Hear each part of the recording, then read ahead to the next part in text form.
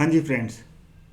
तो मैं सबसे पहले अपना इंट्रोडक्शन दे दूं कि मैं CA Deepak Singla, 11 years of experience post qualification.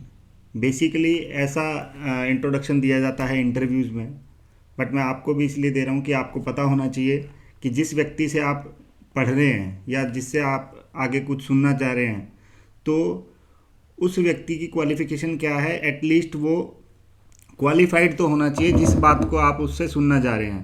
तो जैसे कि आज का हमारा डिस्कशन आप थंबनेल में देख भी सकते हैं कि जीएसटी के ऊपर है। जीएसटी का पहला चैप्टर आज हम स्टार्ट करने जा रहे हैं और इसमें डिटेल डिस्कशन करेंगे without wasting much of the time. जहाँ ज़रूरत लगेगी कि थोड़ा ज़्यादा डिस्कशन करना है वहाँ करेंगे, अदरवाइज हम टू द पॉइंट बात करते हुए इस सेशन को आगे बढ़ाएंगे ताकि आपका कंप्लीट सिलेबस जीएसटी का, चाहे वो सीए स्टूडेंट्स हो। मैं आपको क्लियर कर दूं कि ये नोट्स जो बनाए गए हैं ये सीए इंटर के बेस पे बनाए गए हैं, उनके सीए इंस्टीट्यूट के मॉड्यूल के बेस पे बनाए गए हैं। यानी सीए इंटर वालों की तो कंप्लीट कवरेज है एग्ज़ाम पॉइंट ऑफ व्यू से। अदर्स के लिए अगर मैं बात करूं तो अदर्स के लिए ये ज़्यादा ही माना जाएगा कि थोड़ा उनके लिए एक्स्ट्रा ही कंटेंट होगा इसमें, जिससे कि अगर सीए प्रोफेशनल के अलावा अगर हम अकाउंटेंट्स की बात करें या सीएस सीएमए स्टूडेंट्स की या बीकॉम वाले स्टूडेंट्स की बात करें या एलएलबी वाले स्टूडेंट्स की बात करें तो उनके लिए ये मोर देन इनफ कंटेंट होगा। हमारी कोशिश होगी कि बहुत ज़्यादा लंबा ना खींचें सिलेबस को, बहुत ज़्यादा स्लो ना चलें, तो हम टू द पॉइंट बातें करेंगे। बट ऐसा होगा कि अगर हम टू द पॉइंट बात करेंगे तो कई बार रिपीट ना करने की वजह से जो बच्चे ऐसे हैं जो थोड़ा सा टाइम लगाते हैं समझने में, तो उनको कोई प्रॉब्लम रह सकती है। तो उस प्रॉब्लम का सोल्यूशन क्या होगा कि मैं अपना नंबर आपके साथ शेयर करूंगा इस सेशन के एंड में, जिस पे आप अपनी क्वेरीज पोस्ट कर सकते हैं, व्हाट्सअप कर सकते हैं और मैं उनका जवाब दूंगा। अगर मैं एक दिन तक जवाब ना दूं या 2 घंटे बाद आप कॉल भी कर सकते हैं कि सर आप जवाब नहीं दे रहे थे तो मैंने कॉल कर लिया, विच इज़ पॉसिबल कि मैं आपको रिस्पॉन्स करूंगा फिर। ठीक है जी। तो अब हम अपनी क्लास आगे बढ़ाते हैं।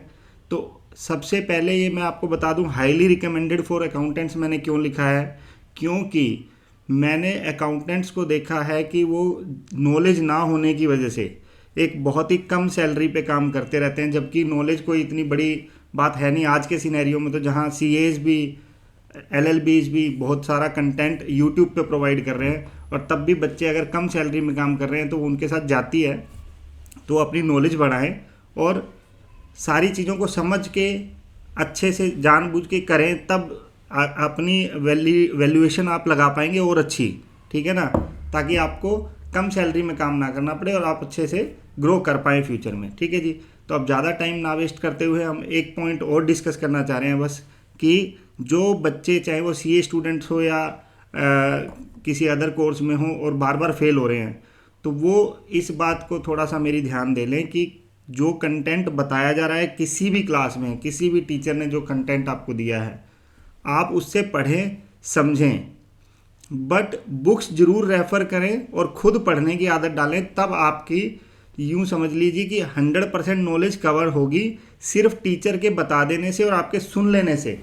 आपका सिलेबस आप कहेंगे कि एक बार ख़त्म हो गया और मैं पास हो जाऊंगा, तो ये जो भी टीचर बोलता है मैं उस बात से सहमत बिल्कुल भी नहीं हूँ। क्योंकि मैं भी सीए बना तो ऐसे ही बना कि टीचर्स ने पढ़ाया और टीचर्स के पढ़ाने के बाद जो सेल्फ स्टडी है वो बहुत ज़्यादा मतलब इमेंस लेवल पे करनी पड़ी कि हाँ खुद उन चीज़ों को समझें। अब एक पॉइंट ये आता है कि सर जीएसटी हो गया, इनकम टैक्स हो गया, इसका तो आज आप पढ़ा रहे हो 6 महीने बाद ये क्लास यूजलेस हो जाएगी। नहीं, ऐसा नहीं है। 90% कंटेंट सेम रहता है, कुछ थोड़े बहुत जो चेंजेस आते हैं रूल्स नोटिफिकेशंस के ज़रिए, उनको हम चैप्टर वाइज ही आगे रिकॉर्ड करेंगे कि भाई इस चैप्टर में ये नोटिफिकेशंस आई हैं। और आप भी, मैं आपको भी सलाह दूंगा कि आप भी इन जो अपडेट्स आते हैं उनको समझना स्टार्ट करेंगे तो आपको लॉजिक बिहाइंड द लॉ भी समझ में आएगा कि क्या लॉजिक है चेंज आने का। ठीक है जी। तो वो चेंजेस को जब आप खुद समझना स्टार्ट करेंगे तब आपकी असली तरक्की होगी। अदरवाइज सिर्फ टीचर्स के बेस पे आप सोचें कि सब कुछ टीचर करवा देगा, सारे चेंजेस कोई एग्जॉस्टिव एक टीचर ही बता देगा, वो सब मिथ हैं। आपको बड़ा होना ही पड़ेगा। प्रैक्टिकल लाइफ में जब आप काम करने जाएंगे तो कोई एक एग्जॉस्टिव बुक आपको कभी नहीं मिलेगी, आपको मल्टीपल बुक्स रेफ़र करनी पड़ेगी, अपना दिमाग लगाना पड़ेगा, जीएसटी के डिपार्टमेंट की वेबसाइट पे जाना पड़ेगा, और इस तरीके से आप अपने आप को ग्रो कर पाएंगे। तो चलिए अब स्टार्ट करते हैं टाइम वेस्ट ना करते हुए। तो अब हम सबसे पहले बात कर लें कि इस सेशन में कवर क्या क्या करने वाले हैं हम लोग। तो ये देखिए, ये हमारा कंटेंट है जो हम कवर करने वाले हैं। जैसा कि हमारे इस सेशन में ये 6 टॉपिक्स रहेंगे। ये 6 टॉपिक यूँ कह लीजिए कि सीए इंटर के मॉड्यूल में दिए गए हैं इन डिटेल। तो हम वही एक टाइप से, मैंने जैसा कि आपको बताया कि सीए इंटर से हमने रेफरेंस ले लिया ताकि एक अच्छा रेफरेंस मिल पाए, क्योंकि देखिए कहीं ना कहीं से तो नोट्स बनाने ही थे, तो हमने वही बेटर समझा कि एक तो सीए इंटर वाले स्टूडेंट्स के लिए इजी हो जाएगा विश्वास करना कि हाँ हमारे मॉड्यूल से है तो हम अच्छे से पास हो जाएंगे, और दूसरे बच्चों के लिए भी ये है कि हाँ सीए वाले बच्चों ने ये पढ़ा है तो फिर इनफ ही होगा, है ना। तो देखिए सबसे पहला टॉपिक है हमारा what is tax and its types. तो देखिए टैक्स के बारे में अगर मैं बात करूं तो अभी हम इस बात को स्टार्ट कर देते हैं कि टैक्स कितने प्रकार का होता है। तो ये देखिए, हम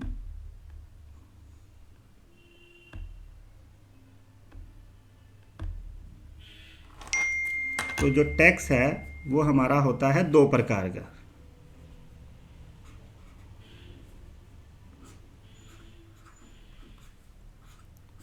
एक डायरेक्ट टैक्स और एक इनडायरेक्ट टैक्स। अब डायरेक्ट टैक्स कौन सा होता है, देखिए लिखूंगा मैं कम, बोलूंगा अच्छे से ज़्यादा ताकि आपको समझ में ज़्यादा अच्छे से आ पाए। तो देखिए डायरेक्ट टैक्स कौन सा होता है, लिख आप अपने आप सकते हैं क्योंकि लिखने से आपकी मेमोरी बढ़ती है, ठीक है जी।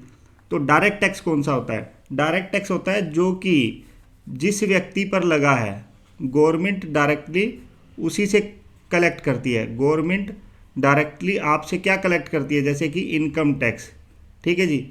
इनकम टैक्स जिस व्यक्ति का है उसी ने देना है, यानी मेरा इनकम टैक्स कोई और नहीं देता, मैं जितना कमाऊंगा मुझे ही देना है। इवन मेरे स्पाउस ने यानी मेरे पत्नी ने भी नहीं देना, ठीक है जी।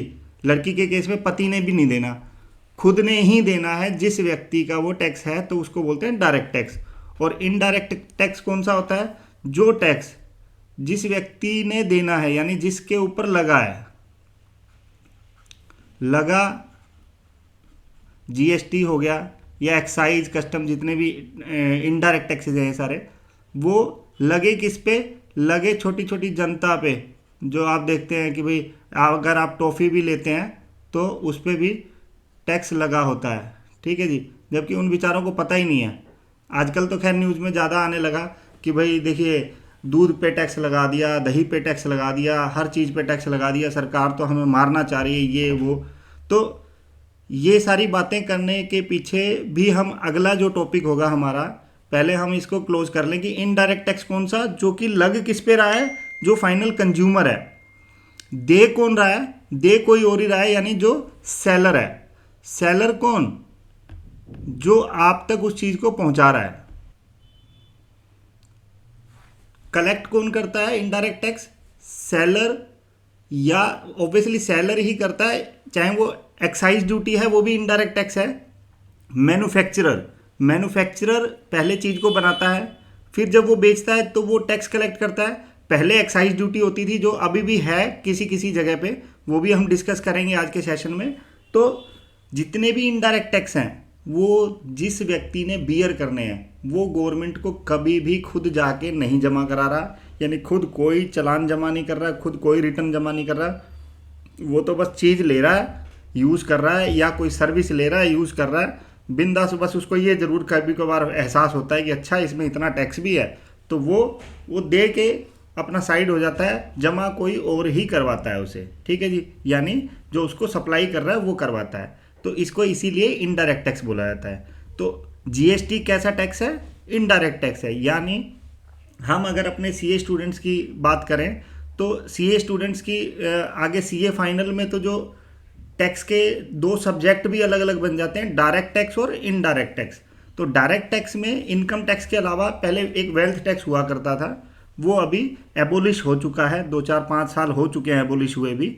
बट डायरेक्ट टैक्स में बहुत ज़्यादा डायरेक्ट टैक्स के टाइप नहीं है, वो indirect tax, sorry, direct tax में इनकम टैक्स ही कवर होता है सीए फाइनल में भी।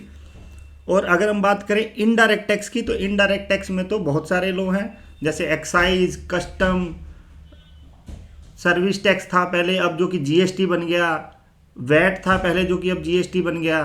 तो ये सारे कौन से हैं, इनडायरेक्ट टैक्स के टाइप है। तो अगला हमारा टॉपिक कौन सा है, कॉन्स्टिट्यूशनल वैलिडिटी ऑफ जीएसटी। इस टॉपिक में हम ये देखेंगे कि जीएसटी सरकार ने दूध पे लगा दिया, दही पे लगा दिया, आटे पे लगा दिया, दाल पे लगा दिया, अरे भाई जिस भी चीज़ पे लगा दिया, क्या वो संविधान के अनुसार था कि नहीं था, सिर्फ इतनी बात करो। अगर संविधान के अनुसार था तो सही लगाया है।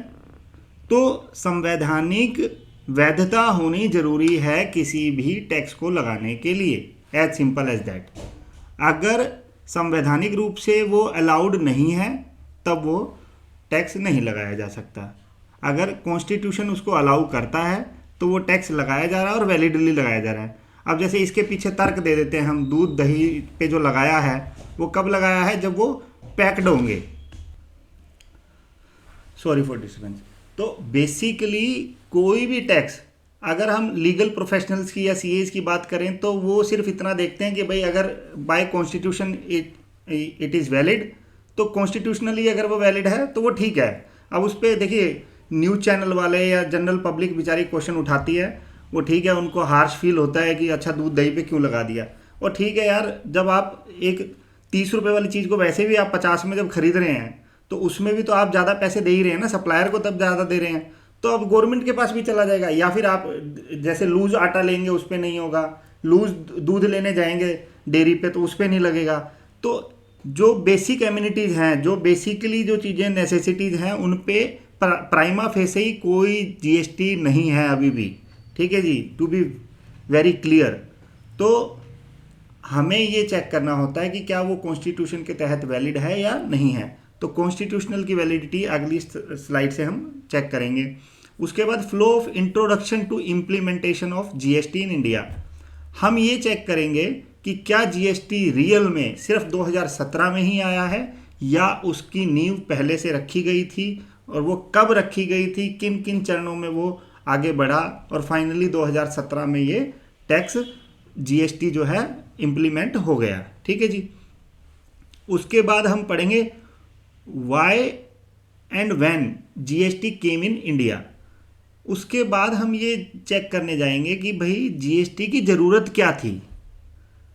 जब वैट चल रहा था, सेल्स टैक्स चल रहा था, एक्साइज थी, कस्टम थे, तो ठीक है, चल रहे थे, काफ़ी सालों से चलते आ रहे थे, आफ्टर इंडिपेंडेंस सारे इम्प्लीमेंटेड थे। Then what was the need of GST, तो हम उस पर भी चर्चा करेंगे कि why GST was required and it is the real required tax which came into the existence. Like कि ये एक वन नेशन वन टैक्स वाला जो थीम गवर्नमेंट ने दिया था, दैट इज़ कम्प्लीटली जस्टिफाइड। कि आगे जैसे जैसे हम इस लॉ को पढ़ते जाएंगे तो हमें पता चलेगा कि हाँ, ये रियल में एक बहुत बड़ा चेंज था और बहुत अच्छी चीज़ गवर्नमेंट ने लागू कर दी। ठीक है जी। उसके बाद हम एक एग्जाम्पल के थ्रू समझेंगे कि ये जीएसटी सिनेरियो में काम होता कैसे है। अब आप यहाँ 5th पॉइंट में देख के हैरान हो रहे होंगे कि example of GST levy and VAT system. तो इसको वैट को भी हम डिस्कस करेंगे कि वैट क्या है, वैट सिस्टम क्यों लिखा है मैंने, वैट को टैक्स नहीं लिखा। ठीक है ना। तो आगे इसकी चर्चा हम करेंगे और लास्ट में हम ये डिस्कस करेंगे कि क्या फ्रेमवर्क है जीएसटी का इन इंडिया, कि इंडिया में किस तरीके से लागू हुआ है, क्या क्या इसके प्रोज एंड कॉन्स हैं, क्या क्या इसकी इससे जुड़े हुए कितने पॉइंट्स हैं, जो हम सारे डिस्कस करने जाएंगे। ठीक है जी। तो अब हम आगे बढ़ते हैं अपने सेकंड पॉइंट पे। टाइप को तो हमने देख ही लिया कि डायरेक्ट और इनडायरेक्ट टैक्स टाइप के 2 टैक्स हैं। ठीक है जी। अब हम आगे बढ़ रहे हैं अपनी नेक्स्ट स्लाइड पे, जिसमें हम देखेंगे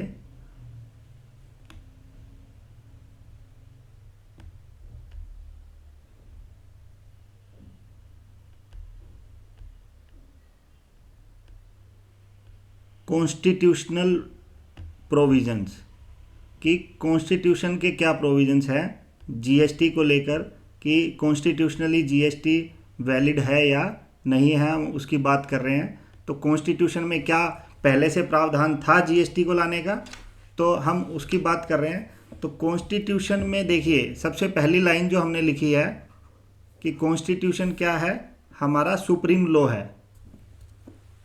कॉन्स्टिट्यूशन हमारा सबसे बड़ा लॉ है जिसके बेस पे हमारा देश चलता है।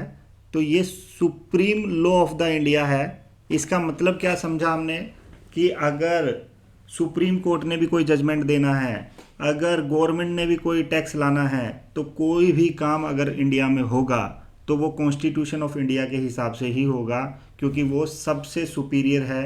जो कि कौन लाए थे, बी आर अम्बेडकर जी लाए थे, उन्होंने ही इसकी नींव रखी थी। ठीक है जी। इसमें आर्टिकल्स होते हैं सेक्शन की जगह। जैसे कि जब भी आप कोई लॉ पढ़ते हैं, जैसे जीएसटी एक्ट भी पढ़ेंगे तो वहाँ सेक्शन सेक्शन सेक्शन पढ़ेंगे, सेक्शन 1 2 3 4, ऐसे ही इसमें सेक्शन ना होके आर्टिकल्स होते हैं। ठीक है जी। प्रियम्बल होता है कि भाई जिसमें लिखा है कि कॉन्स्टिट्यूशन आखिर है क्या, भारत यानी इंडिया, यानी सॉरी ऐसे करके लिखा है इंडिया यानी Bharat, India that is Bharat. तो यानी कॉन्स्टिट्यूशन के प्रियम्बल में ही लिखा है कि इंडिया ही भारत है। तो अब हालांकि आज के दिन सिनेरियो में विवाद भी चल रहा है कि क्या इंडिया बोलना चाहिए कि नहीं बोलना चाहिए, सिर्फ भारत बोलना चाहिए, that is not our point. तो बेसिकली प्रियम्बल में ही ये बात लिखी है, तो यानी प्रियम्बल भी पूरे कॉन्स्टिट्यूशन का हिस्सा ही है। ठीक है जी। और उसके बाद उसको 25 पार्ट्स में बांटा गया है, 448 इसके आर्टिकल्स हैं यानी सेक्शंस हैं, और 12 शेड्यूल्स हैं इसके सपोर्टिंग में। ठीक है जी। उसके बाद हमने क्या लिखा, power to levy and collect the taxes whether direct और indirect emerges from the constitution of India, कि जो पावर आएगी टैक्स लगाने की वो आएगी कॉन्स्टिट्यूशन ऑफ इंडिया से ही। कोई भी टैक्स हो चाहे वो, तो वो कॉन्स्टिट्यूशन ऑफ इंडिया के हिसाब से ही लगेगा। ठीक है जी। In case of any tax, चाहे वो रूल हो, नोटिफिकेशन हो या ऑर्डर हो, not in conformity with the constitution of India, अगर कोई एक्ट या रूल या कोई भी नोटिफिकेशन कॉन्स्टिट्यूशन के तहत नहीं है, तो वो क्या माना जाएगा, वो माना जाएगा अल्ट्रा वायरस। अल्ट्रा का मतलब होता है बियॉन्ड और वायरस का मतलब होता है पावर, यानी वो पावर के बाहर माना जाएगा। अगर ऐसा कोई भी लॉ आता है जो कि कॉन्स्टिट्यूशनली वैलिड नहीं है, तो उसको इलीगल और वॉइड माना जाएगा। वॉइड का मतलब आपने अपनी पिछली क्लासेज में पढ़ा होगा, कॉन्ट्रैक्ट एक्ट में वॉइड एब इनिशियो, यानी शुरुआती तौर से ही वो व्यर्थ माना जाएगा, उस लॉ की कोई एग्जिस्टेंस रियल में होगी ही नहीं। अब देखिए आर्टिकल 265 जो कि पहले से है कॉन्स्टिट्यूशन में, वो क्या कहता है। Article 265 of constitution of India prohibits arbitrary collection of tax, कि अभी जो विवाद चलता है कई बार कि दूध पे लगा दिया, दही पे लगा दिया, तो वो कहता है कि भाई जो आर्टिकल 265 है कॉन्स्टिट्यूशन का, वो आर्बिट्रेरी यानी तुक्केबाजी से लगाया गया कोई भी टैक्स को प्रोहिबिट करता है। गवर्नमेंट कोई भी टैक्स ऐसे ही नहीं लगा सकती, ये कॉन्स्टिट्यूशन में स्पेसिफिकली लिखा गया, ताकि किसी को कोई ऐसा वहम भी ना हो कि अच्छा कहाँ लिखा है बताओ। तो यहाँ लिखा है 265 में कि सरकार ऐसे ही कोई भी टैक्स नहीं लगा सकती। तो देखिए अगला आर्टिकल क्या कहता है, article 246, it gives respective authority to the union. Union का मतलब यहाँ क्या होता है, सेंट्रल गवर्नमेंट सीजी, और state government for the levying taxes. कि आर्टिकल 246 में क्या लिखा है कि उन्होंने रिस्पेक्टिव अथॉरिटीज़ दी गई है यूनियन को और स्टेट्स को। जैसा कि आप अगली स्लाइड में देख रहे हैं कि आर्टिकल 246 में 3 लिस्ट बनाई गई, जिसमें कि आप देखेंगे कि पावर्स को बांट दिया गया यूनियन में और स्टेट में। तो यूनियन यानी सेंट्रल गवर्नमेंट और स्टेट यानी स्टेट गवर्नमेंट। ठीक है जी। और एक लिस्ट बनाई गई कॉन्करेंट लिस्ट। कॉन्करेंट लिस्ट यानी कुछ चीज़ें ऐसी जिसमें सीजी का भी यानी सेंट्रल गवर्नमेंट का भी योगदान होगा और स्टेट गवर्नमेंट का भी, लेकिन अलग अलग लेवल पे होगा। यानी सेंट्रल गवर्नमेंट अपना कोई लॉ बनाएगी सेम चीज़ पे और स्टेट गवर्नमेंट अपना लॉ बनाएगी। जैसे कि क्रिमिनल लॉ, क्रिमिनल प्रोसीजर, तो अब आप देखते हैं कि क्रिमिनल प्रोसीजर या क्रिमिनल लॉ में कुछ स्टेट्स में कुछ चीज़ों पे बैन होता है, लॉटरीज पे एक्सेट्रा पे, तो वो स्टेट लॉ का क्रिमिनल लॉ है स्टेट गवर्नमेंट का कि जिसमें लॉटरीज को बैन करना है या अलाउड करना है, ठीक है जी। जबकि जो आईपीसी है वो यूनियन गवर्नमेंट ने बना रखा है ना, उसकी अथॉरिटी किसको है, यूनियन गवर्नमेंट को। तो दोनों के पास अपने अपने लॉ बनाने की, स्टेट गवर्नमेंट के पास और यूनियन गवर्नमेंट यानी सेंट्रल गवर्नमेंट, दोनों के पास पावर है क्रिमिनल लॉज को लेकर।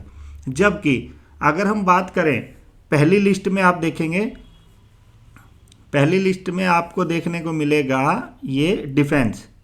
डिफेंस किसका वो है, सिर्फ यूनियन गवर्नमेंट का, कि डिफेंस में सिर्फ यूनियन गवर्नमेंट ही एम्प्लॉई डिप्लॉय करती है। यानी आप देखेंगे चाहे नेवी हो या आर्मी हो या अपना वायुसेना हो, तो इनमें क्या होता है, डिफेंस में सिर्फ यूनियन गवर्नमेंट की चलती है, उनकी कोई स्टेट गवर्नमेंट्स का कोई रोल नहीं होता। नेवल, मिलिट्री, एयरफोर्स वगैरह ये सब इसमें लिखा हुआ है, ठीक है जी। वो किस में, यूनियन लिस्ट में।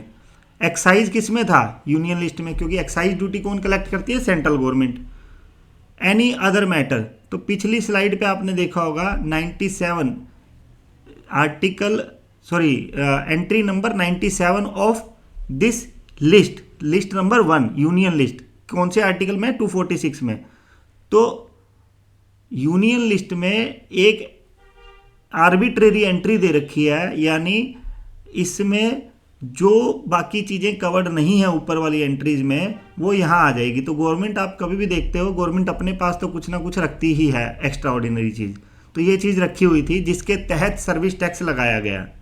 तो अब आप कहेंगे कि सर फिर तो इसका फ़ायदा ही क्या है। तो देखिए सर्विस टैक्स जब वो लाए तो उसके बिहाइंड उन्होंने लॉजिक दिया कि देखो दो चीज़ों की सप्लाई होती है, एक तो गुड्स की एक सर्विस की, तो सर्विस पे भी टैक्स होना चाहिए, तो इस लॉजिक पे ले आए। लेकिन जीएसटी जैसा एक बड़ा चेंज जब लाना था तो वो चेंज ऐसे नहीं ला सकते थे कि आर्बिट्रेरली चलो इस एंट्री में फिट कर देते हैं, नहीं।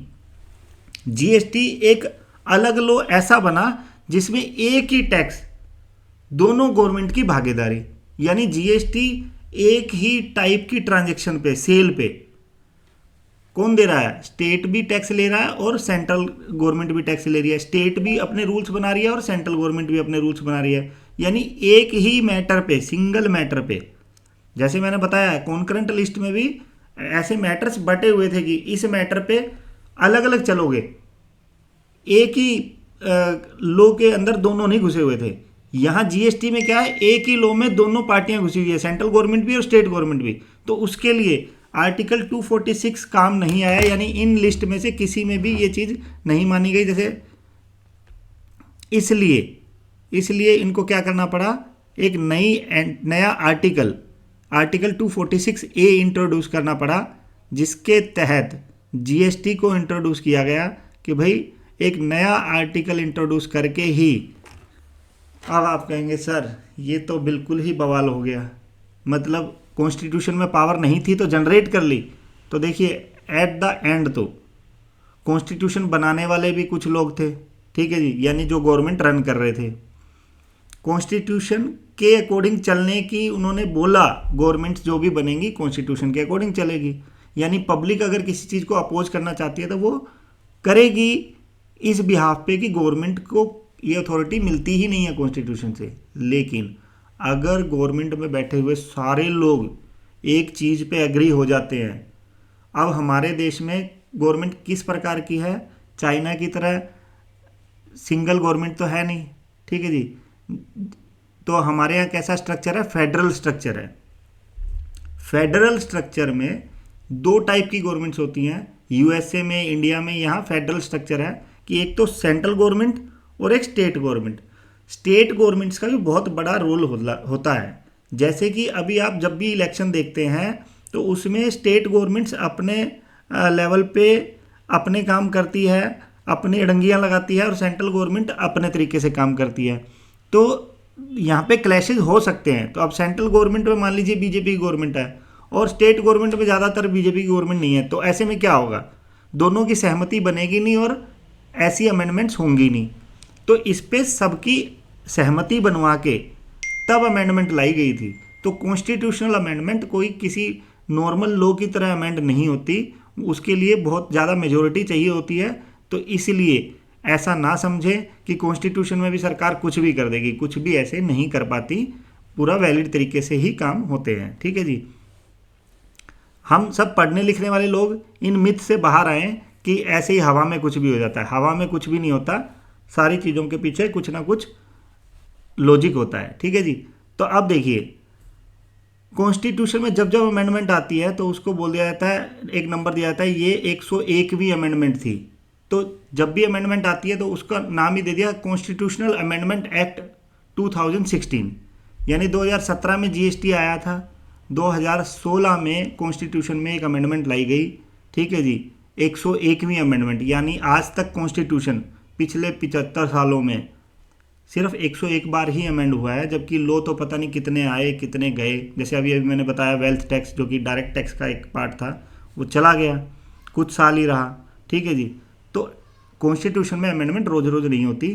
तो कॉन्स्टिट्यूशन में 101वीं अमेंडमेंट लाई गई, जिसके तहत 2-3 आर्टिकल्स और ऐड किए गए, कुछ आर्टिकल्स में मॉडिफिकेशंस की गई, जिसमें ये पुष्टि हुई कि हाँ, अब जीएसटी पूरी तरह कॉन्स्टिट्यूशनली वैलिड है और अब जीएसटी को ले आया जाए। ठीक है जी।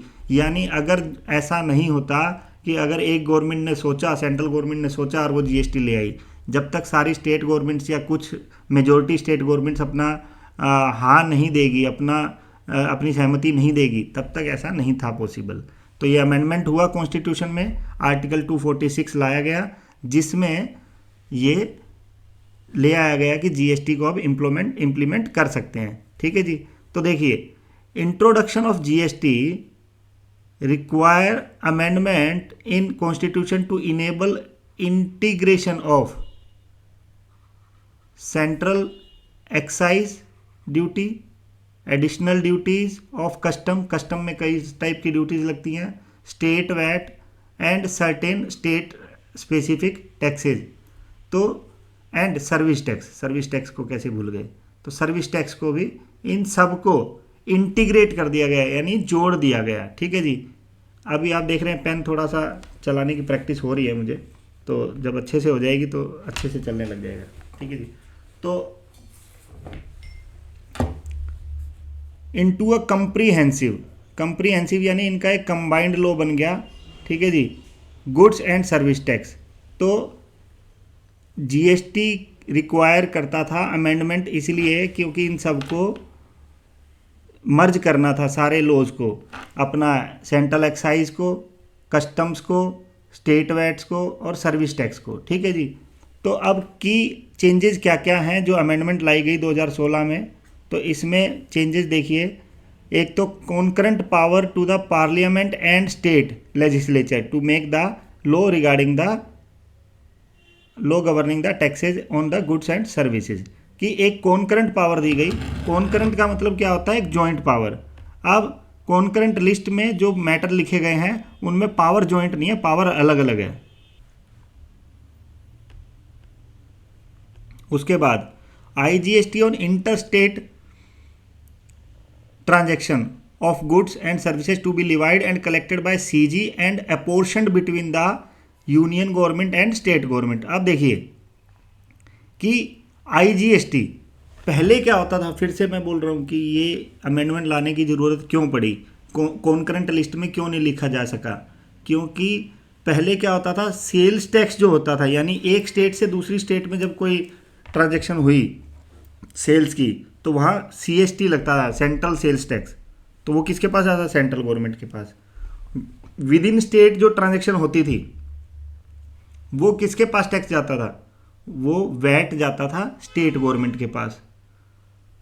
अब एक गजब की बात होती है कि जब एक स्टेट से दूसरी स्टेट में भी ट्रांजैक्शन होती है तो उस केस में आईजीएसटी लगता है, और वो आईजीएसटी भी दोनों गवर्नमेंट्स में बंटता है। तो ऐसे में अब आप जो पुराने बच्चे हैं जो कई सालों से इन चीज़ों को पढ़ रहे हैं, तो उनके एक दिमाग में क्वेरी आएगी कि सीएसटी तो सिर्फ 2 या 3% था और आईजीएसटी है 18%, 28% ऐसे करके। तो ऐसे में तो सेंट्रल गवर्नमेंट को बहुत फ़ायदा हो गया, स्टेट गवर्नमेंट को नुकसान हो गया कि पहले 12% वैट कलेक्ट करती थी और सारा का सारा स्टेट गवर्नमेंट ले लेती थी। ठीक है जी। तो ऐसे में आज के टाइम में एक्साइज भी तो नहीं है, जहाँ एक्साइज ड्यूटी लगनी चाहिए थी वो एक्साइज ड्यूटी ख़त्म हो गई।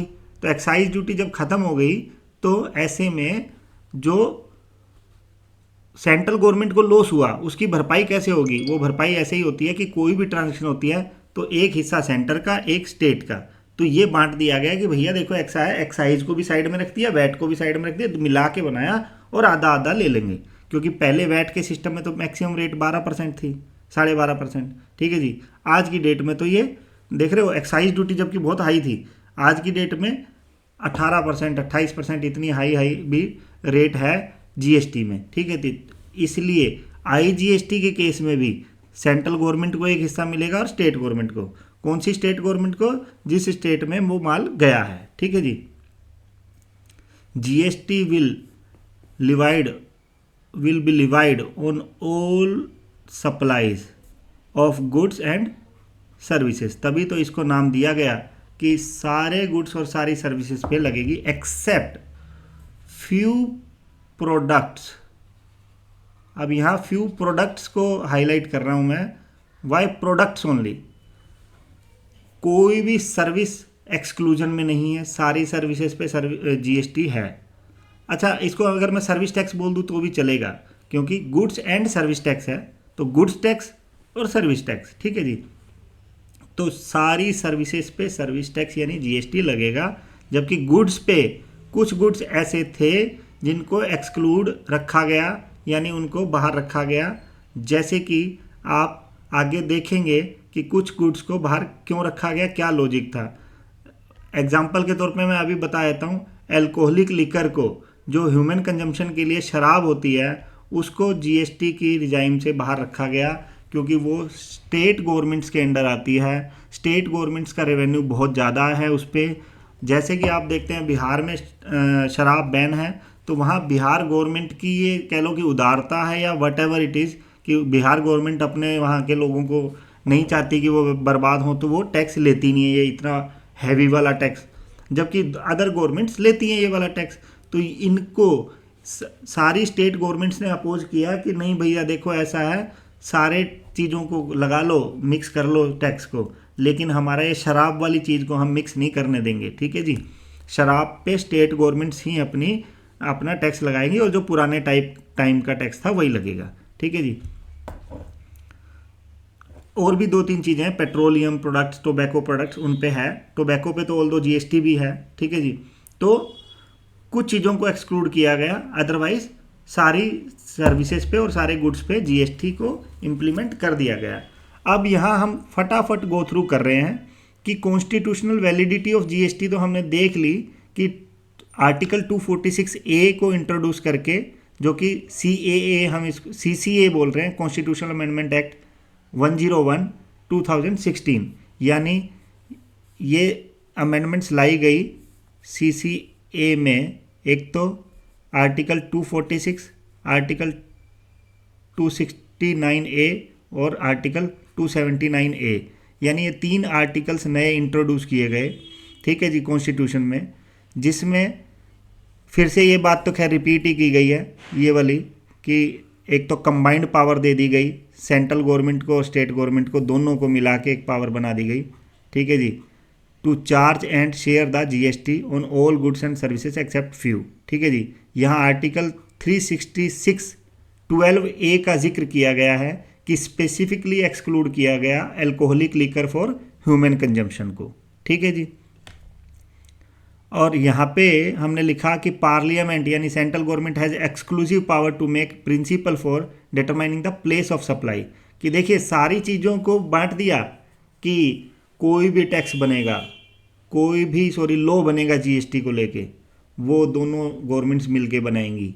यानी कोई भी मीटिंग होगी, दोनों गवर्नमेंट्स के जो प्रतिनिधि हैं वो बैठे होंगे, लेकिन प्लेस ऑफ सप्लाई के कुछ रूल्स हैं जो हम पढ़ेंगे, जिनका लॉजिक भी समझेंगे कि प्लेस ऑफ सप्लाई क्या है, कि टैक्स कहाँ लगना चाहिए। यानी लड़ाई देखो, एक होटल है जहाँ आप जाके रुके, अब आप वहाँ जाके रुके होटल में, लेकिन आप गए थे दिल्ली से चंडीगढ़। अब चंडीगढ़ होटल में रुके और आपने बोला ये मेरा दिल्ली का जीएसटी नंबर है, मैं दिल्ली से आया हूँ, मेरे को जीएसटी वाला बिल दे दो। तो होटल वाला क्या बोलेगा कि भाई साहब मैं इसको लोकल सप्लाई ही मानता हूँ इन एनी केस, क्योंकि प्लेस ऑफ सप्लाई के रूल्स ये बोलते हैं कि होटल के केस में सिर्फ लोकल सप्लाई ही मानी जाएगी, प्लेस ऑफ सप्लाई सिर्फ चंडीगढ़ ही माना जाएगा, क्योंकि वो होटल चल के तो आपके यहाँ तक आया ही नहीं था। ठीक है जी। तो ये कुछ एक्सेप्शनल सिचुएशन मैं बीच बीच में इसीलिए बताता हूँ ताकि आपको लॉजिक समझ में आ जाए कि ऐसा क्यों किया गया। तो ये वाला जो नियम है, प्लेस ऑफ सप्लाई से रिलेटेड जो नॉर्म्स हैं, वो सारे किसके पास रखे गए? सेंट्रल गवर्नमेंट के पास।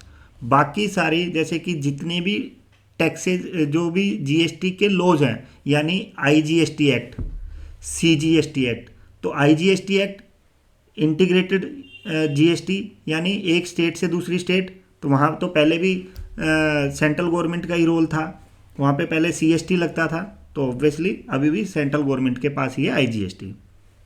सीजीएसटी यानी सेंट्रल गवर्नमेंट का जीएसटी, ठीक है जी, तो वो ऑब्वियसली सेंट्रल गवर्नमेंट के पास रहना है।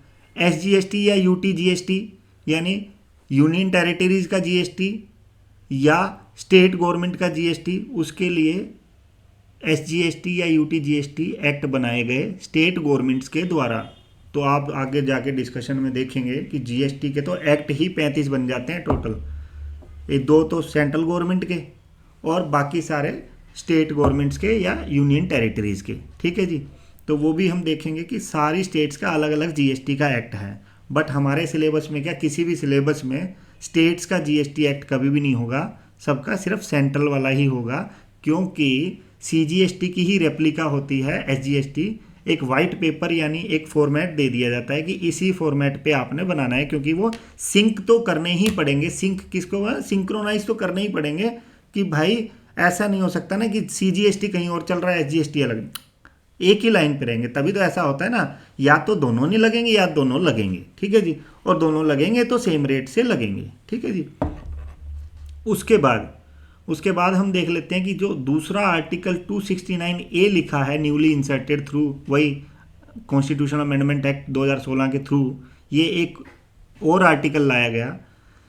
इन case of inter state supplies, यानी अगर इंटर स्टेट सप्लाई है, एक स्टेट से दूसरी स्टेट वाली सप्लाई है, only central government has power to levy collect the IGST, यानी सिर्फ सेंट्रल गवर्नमेंट। ये देखिए नोट्स बनाने का तरीका है, बुक में तो बहुत कुछ लिखा गया है, लेकिन हमने जो टू द पॉइंट बातें थी वो यहाँ लिख ली। आपको बात समझ में आ भी गई होगी कि 269A जो आर्टिकल है वो आईजीएसटी की बात करता है। 246A तो क्या बोलता है कि जीएसटी लाया जा सकता है, और कॉन्करेंट पावर दे दी गई दोनों गवर्नमेंट्स को कि एक साथ बैठ के लॉ बना लो। ठीक है जी। आर्टिकल 269A स्पेसिफिकली ये बोला कि जब भी इंटरस्टेट सप्लाई होगा, यानी सीएसटी, हम सेंट्रल सेल्स टैक्स की बात कर रहे हैं, सीएसटी जब लगता था उस वाली ट्रांजैक्शन पे लो सिर्फ सेंट्रल गवर्नमेंट ही बनाएगी, क्योंकि मैंने आपको अभी थोड़ी देर पहले ये बात बोली कि इंटरस्टेट जब भी सप्लाई होती है एक स्टेट से दूसरी स्टेट, तो दोनों गवर्नमेंट तो लड़ सकती है ना कि नहीं इस पे टैक्स मैं लूंगी या मैं लूंगी। अरे भैया तुम नहीं लोगे, छोड़ो एक मिनट, आगे जाके हम बहुत डिटेल में चर्चाएं करेंगे कुछ कि डेस्टिनेशन बेस्ड टैक्सेशन सिस्टम होता है हमारी कंट्री में, जहां डेस्टिनेशन होगा गुड्स का या सर्विस का, वहां टैक्स लगना चाहिए। ठीक है जी। तो ऐसे में स्टेट्स के बीच में लड़ाई ना हो, वो वाली पावर सेंट्रल गवर्नमेंट ने अपने पास ही रखी। आर्टिकल 269A स्पेसिफिकली इंट्रोड्यूस किया गया, जिसमें ये बोला गया कि भैया जो भी इंटर स्टेट सप्लाईज हैं उन पे सिर्फ सेंट्रल गवर्नमेंट का अधिकार रहेगा। अपोर्शनड बिटवीन, हाँ उसको बांट देंगे। ठीक है जी। अपोर्शन का मतलब वही बांटना, between central government and state government in the manner prescribed by the GST council.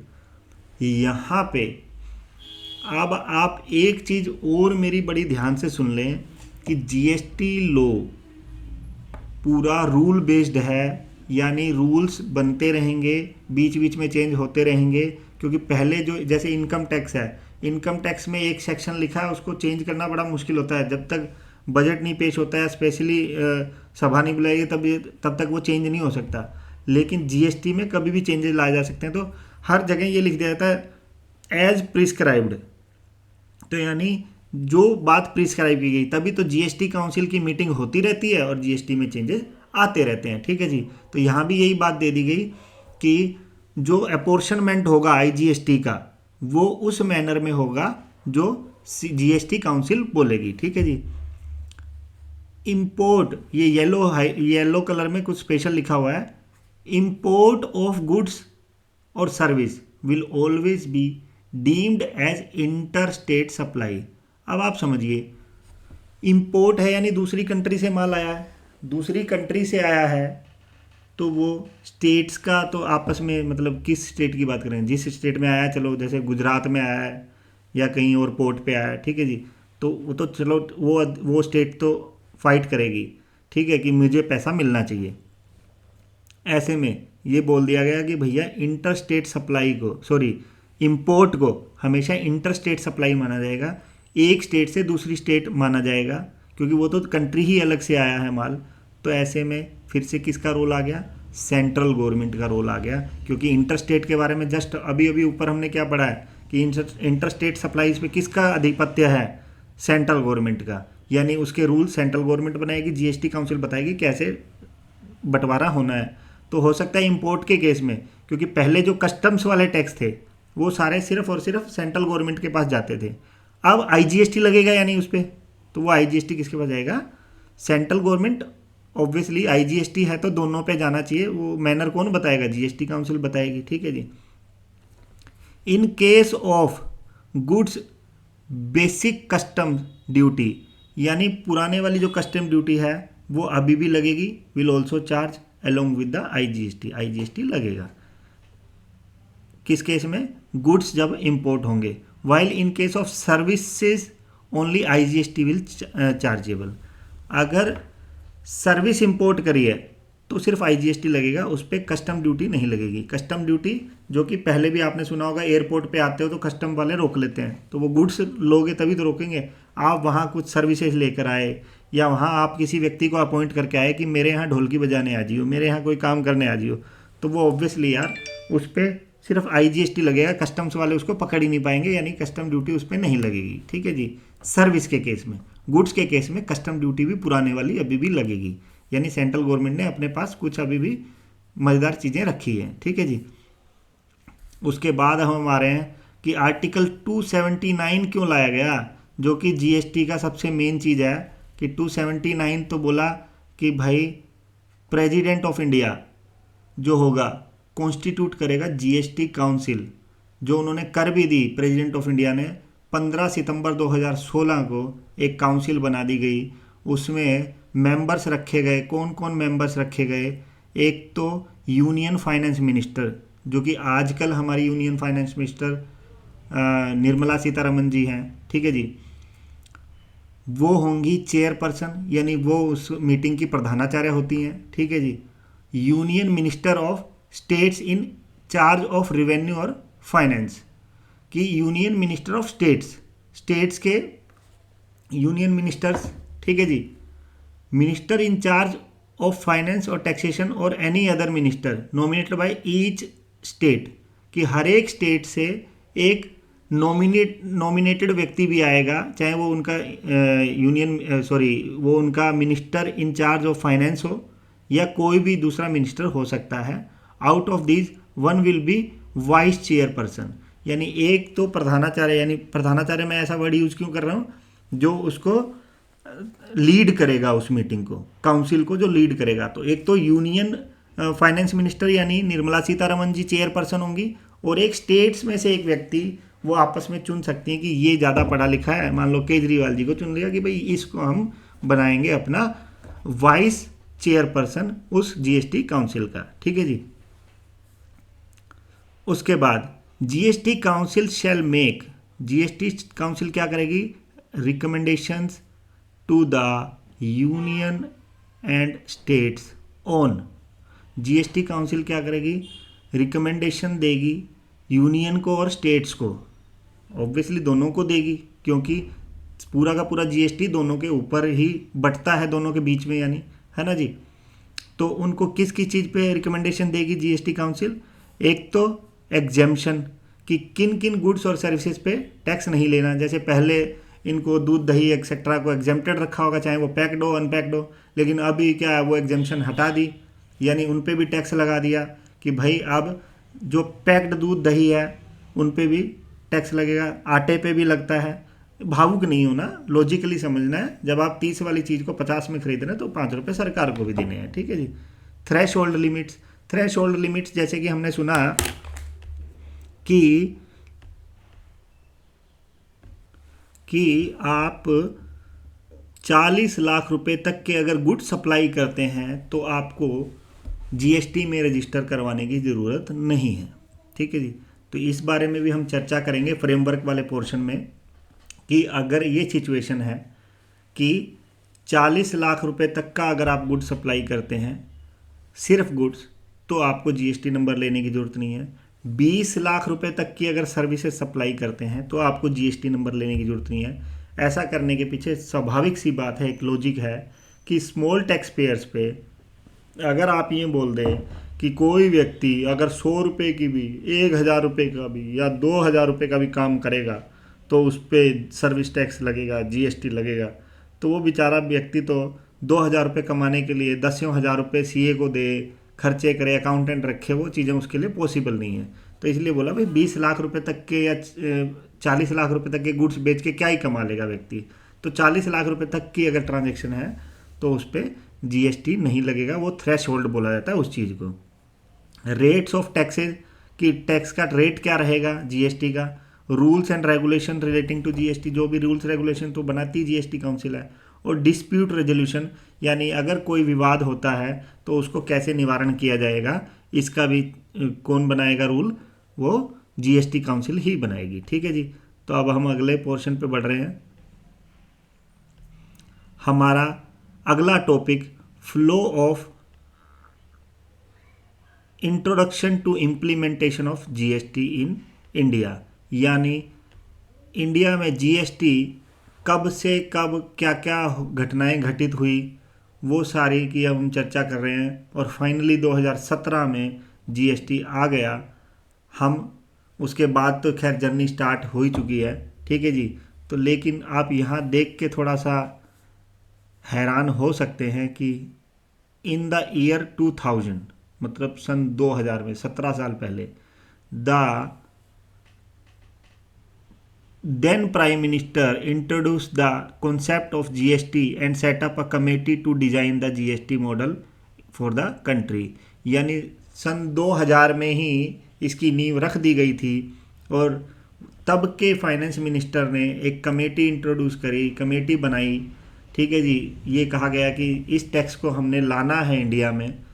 क्यों लाना है उसका जवाब वैसे तो आगे पोर्शन में हमें मिल जाएगा, but for the sake of simplicity आप मतलब लॉजिक समझने के लिए मैं फिर भी बता देता हूँ कि क्यों ऐसी ज़रूरत फील हुई होगी उस टाइम भी, क्योंकि इतने सारे टैक्स, एक्साइज, कस्टम, फलाना ढिमकाना, सर्विस टैक्स, इतनी सारी चीज़ें ना बड़ी टैकी सी लगती है कि किसी को भी सुन के यार इतने सारे कंप्लाइंसेज, अगर मैन्युफैक्चर करेंगे तो एक साइड एक्साइज लगेगी, फिर कस्टम भी लगेगा, सॉरी कस्टम तो इंपोर्ट पे लगता है, अच्छा मैन्युफैक्चरर के ऊपर एक्साइज भी लगेगी, वैट भी लगेगा, सीएसटी भी लगेगा, अच्छा अगर सर्विसेज देता है तो सर्विस टैक्स भी लगेगा, इतने सारे रूल्स, इतना बल्कि लो उसको सिंप्लीफाइड, जैसे कि वन नेशन वन टैक्स, जिसको फाइनल जो अभी गवर्नमेंट है उन्होंने बोला और लाए वो इस अवधारणा के साथ कि भाई एक ही टैक्स होगा तो सिंप्लिसिटी रहेगी, ईज ऑफ डूइंग बिजनेस बढ़ेगी, ठीक है जी।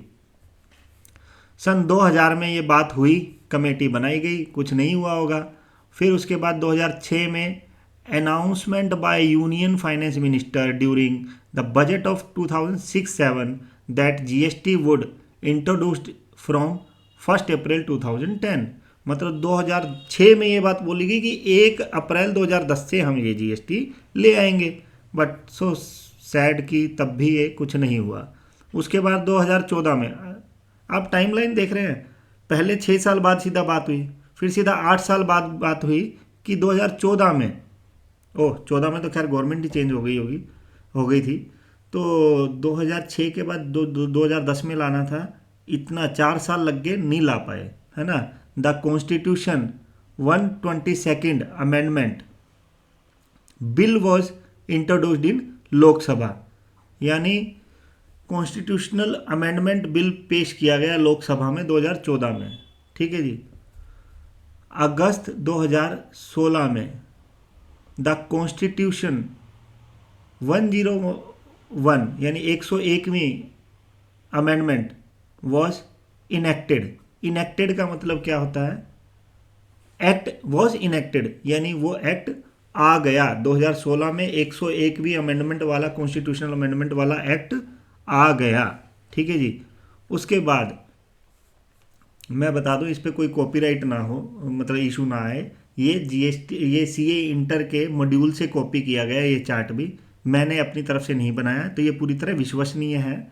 आप ऐसा ना समझें कि ये किसी एक व्यक्ति के दिमाग की उपज है, ये सारी जो चीज़ें हैं ये मैंने सीए इंस्टीट्यूट के मॉड्यूल से लिया, पूरी तरह ऑथेंटिक है। यहाँ जो भी बात बोली जा रही है पूरी तरह ऑथेंटिक है सीए इंस्टीट्यूट की तरफ से, क्योंकि वहाँ एक बड़े महान लोगों की कमेटी बनाती है ये सारे मॉड्यूल, ऐसा कोई एक व्यक्ति का दिमाग नहीं चलता, ठीक है जी।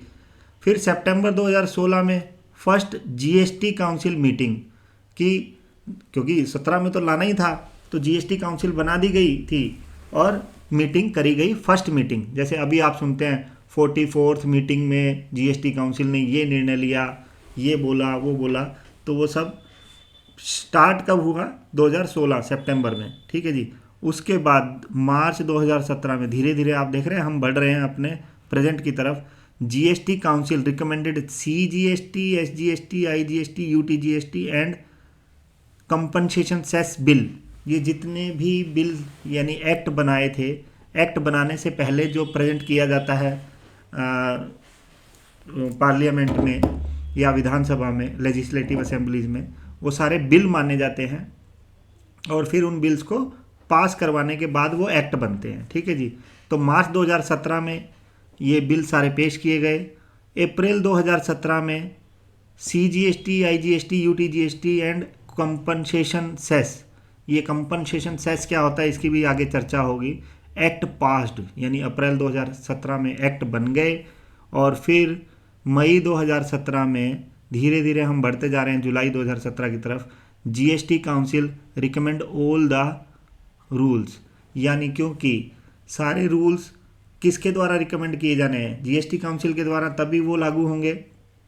तो जीएसटी काउंसिल ने अपना काम कर दिया, रूल्स को रिकमेंड कर दिया, और फाइनली जून 30, 2017 को all states except Jammu and Kashmir passed there state GST act, यानी फाइनली 30 जून को सारी स्टेट्स ने भी अपने जीएसटी एक्ट पास कर दिए। और 1 जुलाई 2017 रात को 12 बजे, यानी 31 जून 2017 की रात के 12 बजे से अनाउंसमेंट कर दी गई। जो अनाउंसमेंट मैं भी उस टाइम पता नहीं क्यों गाड़ी चला रहा था, कहीं गया हूँगा रात को, तो मैंने वो अनाउंसमेंट सुनी, और जो AIR जो ऑल इंडिया रेडियो स्टेशन है उस पर अनाउंसमेंट हुई कि ये बहुत ही मतलब यूँ समझ लो बहुत लंबा चलता हुआ मैटर जो है आज सॉर्ट हो गया, और 1 जुलाई 2017 में जीएसटी आ गया, ठीक है जी। उसके बाद तो क्या, 8 जुलाई को SGST act passed by the JNK also, मतलब फाइनली जम्मू एंड कश्मीर ने भी अपना SGST एक्ट पास कर दिया। CGST and IGST ordinance pronounce to extend GST to JNK, finally 8 जुलाई को JNK को भी कवर कर लिया गया, और तब से लेके अब तक हमारी GST वाली जो जर्नी है वो चल रही है, और बहुत ही अच्छे से चल रही है, ठीक है जी। तो आई होप कि सब कुछ समझ में आ रहा है आपको, कोई प्रॉब्लम नहीं है। अभी हमें 1 घंटा भी नहीं हुआ है, तो हम सोचते हैं कि आज ही इसको पूरा कर लें।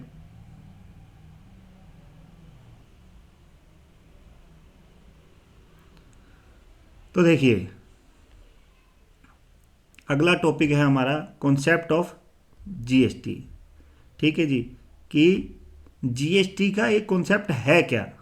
हमने ये देख लिया कि कॉन्स्टिट्यूशनल अलाउ करता है कि नहीं। ठीक है जी, हमने ये देख लिया कि इसकी नींव कब रखी गई थी। हमने दो इम्पोर्टेंट चीज़ें तो देख ली। अब हम आगे देखने जा रहे हैं कि कॉन्सेप्ट आखिर ये है क्या, कि ये जो लिखा गया है GST is a value added tax. ये वैल्यू एडेड टैक्स है, वैट है। और सर वैट तो चला गया, स्टेट वैट तो चला गया। तो अब यहाँ से हमारी टेक्निकल डिस्कशन स्टार्ट होती है। अब तक वाली तो डिस्कशन थोड़ी सी यूँ समझ लो कि हिस्टोरिकल वाली थी, जैसे हिस्ट्री पढ़ते हैं हम, वैसे टाइप की थी। अब हम टेक्निकल बातों पे आ गए हैं कि जीएसटी के अंदर ही हमने वैट को घुसा दिया, और वैट को लेकर अब हम बात कर रहे हैं कि कैसे जीएसटी में भी, या जीएसटी भी एक वैल्यू एडेड टैक्स है। तो उस चीज़ को मैं आपको बताते हुए इस बात को क्लियर कर दूं कि वैट की जो फुल फॉर्म है वैल्यू एडेड टैक्स, इसको अगर आपने समझ लिया तो आप, यानी जीएसटी के लिए तो आप पार पा जाओगे, यानी आपको बहुत कुछ समझ में आ जाएगा। देखिए, वैट उसको इन शॉर्ट बोलते थे स्टेट्स वाले सेल्स टैक्स को, यानी स्टेट्स जो सेल्स टैक्स लगाती थी उसको वैट बोलते थे, और सेंट्रल जो सेल्स टैक्स लगाती थी उसको सीएसटी बोलते थे। ठीक है जी, लेकिन वैट कोई टैक्स नहीं है, वो एक सिस्टम है। यानी जितनी आप वैल्यू ऐड करोगे उस पर आपने टैक्स देना है। हालांकि ये एग्जाम्पल पीछे लिखा, आगे और अगली स्लाइड्स में लिखा गया है, लेकिन फिर भी मैं यहाँ थोड़ा सा इसको इलेबोरेट कर दूँ। ए ने एक चीज़ बी को बेची 100 रुपये की। ठीक है जी, ए ने बी को 100 रुपये की बेची। सी ने, अब बी भी जीएसटी में रजिस्टर्ड है, ए भी जीएसटी में रजिस्टर्ड है, सी यानी कंज्यूमर है, ये समझ लो।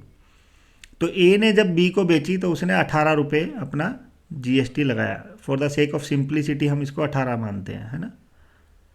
ठीक है जी, तो ए ने बी को 118 रुपये में, यानी 118 रुपये में ये चीज़ दी।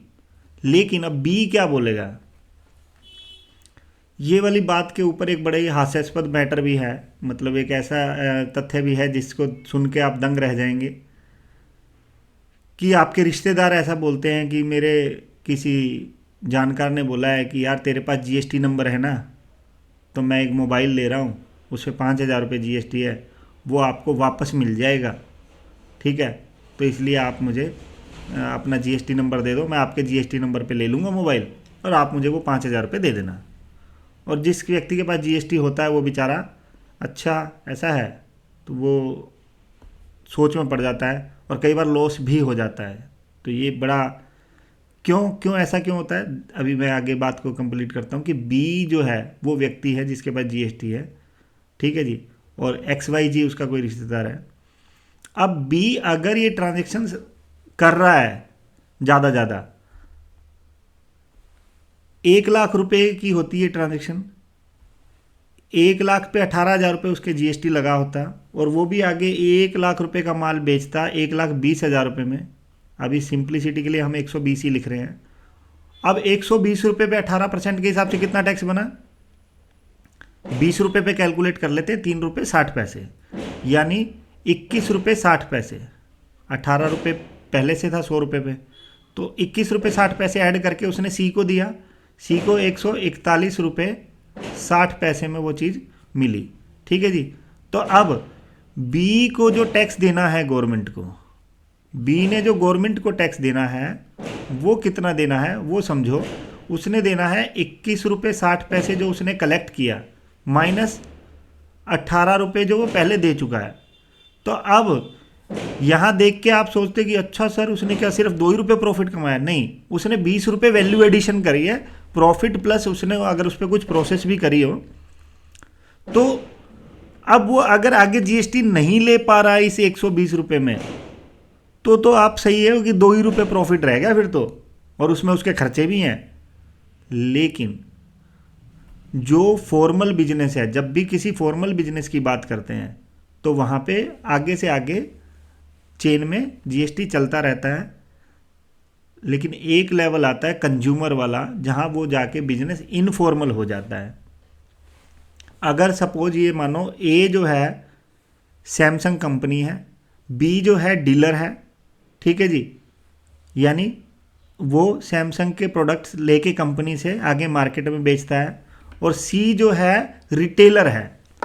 अब रिटेलर जब अपने टीवी को बेचता है ना, तो ये समझ लो अगर सी बेचता है इस चीज़ को, सी अगर आगे बेचता है डी को, तो अब उसको कितने में पड़ी ये चीज़? 141 में ना। अब इस केस में उसे पता है कि जो रिटेलर जो डी है वो कुछ नहीं देगा एक्स्ट्रा, तो वो अब इसको बेचेगा 141 रुपये, 141 रुपये से कम में नहीं बेच सकता, क्योंकि उसके लिए तो पूरी कॉस्ट ही है, क्योंकि उसको इनपुट लेके आगे वो मान लो बेचेगा इसको 160 रुपये में। तो 160 रुपये में कितना? 19 रुपये प्रॉफिट दिखाई दे रहा है, ठीक है।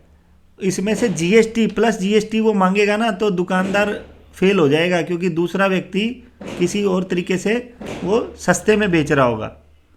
तो ऐसे में डी जो है टैक्स देगा नहीं, सी इसको 160 रुपये में बेचेगा, तो 160 रुपये में से कितना जीएसटी होगा वो रिवर्स कैलकुलेशन आपको करनी पड़ेगी।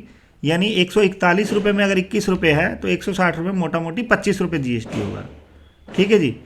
तो 25 रुपये जीएसटी के नाम के आगे से उसको पैसे नहीं मिलेंगे। ऐसे में अगर सी है वो आपका रिश्तेदार जिसके पास जीएसटी नंबर है, और आपका कोई XYZ आता है मेरे पास, सी के पास, बोला भाई मेरा मोबाइल ले लो आपके जीएसटी पे। और यार मैं तो वैसे भी जीएसटी अपनी जेब से ही भुगतता हूँ एक टाइप से, कि 160 रुपये में से 25 रुपये जो जीएसटी होता है, 25 में से मैं तो 21 रुपये का ही बेनिफिट लेता हूँ। अब अच्छा बी कितने का ले रहा है? बी ले रहा है 18 रुपये का बेनिफिट। तो बी को तो बेनिफिट हो गया 3 रुपये 60 पैसे ही उसने नेट देना है। तो 3 रुपये 60 पैसे जो उसने नेट देना है, इसी को तो वैल्यू एडेड टैक्स बोला गया, कि जो उसने वैल्यू ऐड करी सिर्फ उतनी अमाउंट पे टैक्स देना है। सी ने भी जो वैल्यू ऐड करी, अब उसने ऐड करे लगभग 20 रुपये के आसपास, 20 नहीं, उसने तो बेचारे ने 141 रुपये 60 पैसे का उसको पड़ा, 160 का उसने बेचा, ठीक है जी। तो उसने 18 रुपये 40 पैसे ऐड करे हैं, ठीक है। अब उस 18 रुपये 40 पैसे में ही जीएसटी का भी एलिमेंट है, ठीक है जी। उसमें जीएसटी का एलिमेंट कितने रुपए होगा? लगभग 3 रुपये, यानी उसका नेट प्रॉफिट 15 रुपये आ रहा है। तभी तो सी जैसे जो, अगर रिटेलर हम इसको बोलें, तो रिटेलर बेचारे अपनी सेल रिपोर्ट ही करने से डरते हैं, वो अपनी सेल को कम रिपोर्ट करते हैं। हालांकि ऐसे रिटेलर सावधान रहें, कल को उनके पास नोटिसेज आने हैं, गवर्नमेंट ने बोलना है कि यार तुम माल खरीदते ज़्यादा का हो, बेचते कम का हो, तो ये सब क्या है? ऐसा थोड़ी कोई व्यक्ति कर सकता है। तो ये क्या माजरा है? तुम्हारे पास तो स्टॉक इकट्ठा होता जा रहा है। तो ऐसा करना नहीं चाहिए उनको नेट टू नेट जो परचेज करी है उतने की तो सेल दिखाएं, और उसके थोड़े से ऊपर की ही दिखाएं, जिससे लॉजिकल मैनर में आप जस्टिफाई कर पाएँ ऑफिसर को कि सर मैंने जितना टैक्स बनता था उतना सारा दिया है, ठीक है जी। तो हवा में काम ना करें। जो डीलर जो प्रोफेशनल, यानी अगर आप अकाउंटेंट हैं तो आप अपने डीलर को फंसाएं ना। जो रिटेलर है बेचारा, वो उसके पास स्टॉक इकट्ठा होता जाता है, आप उसकी सेल कम कम दिखाते हो और उसको किस दिन मरवा दोगे, ऑफिसर का नोटिस आ जाएगा, ठीक है जी। तो वैल्यू एडेड टैक्स एक सिस्टम है, वो आपको समझ में आ गया होगा, जो कि जीएसटी में भी है, ठीक है जी। अगले point, GST offers comprehensive continuous chain of tax credit. जो हमने समझा कि जीएसटी ऑफर करता है एक comprehensive and continuous chain of credit. GST में टैक्स का क्रेडिट मिलता रहता है, मिलता रहता है, मिलता रहता है, सब चीज़ों का मिल जाता है, सर्विस टैक्स का भी, यानी जो पीछे सर्विसेज लिए उनका भी, जो गुड्स लिए उनका भी, जो कैपिटल गुड्स यानी मशीनरियाँ लिए उनका भी, सबका जीएसटी मिलता है, इनपुट मिलता है। और आगे वो सेल जब करता है तो जो टैक्स लेता है उसमें से उस इनपुट का बेनिफिट ले लेता है।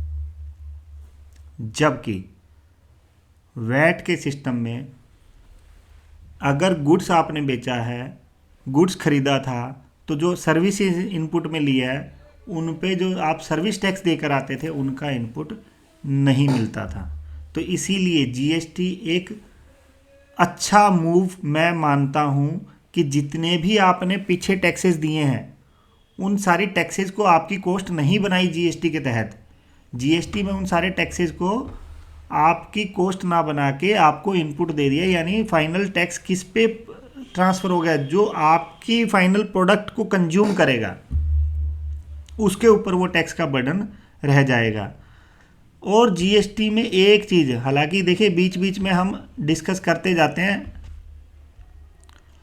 बीच बीच में हम टेक्निकल पॉइंट्स को भी डिस्कस करते जाते हैं कि ये कॉम्प्रीहेंसिव जो कॉम्प्रीहेंसिव एंड कॉन्टीन्यूअस चेन जो बोला गया है, इतना अच्छे तरीके से बोला गया है कि जीएसटी बोलता है कि आप जो भी गुड्स या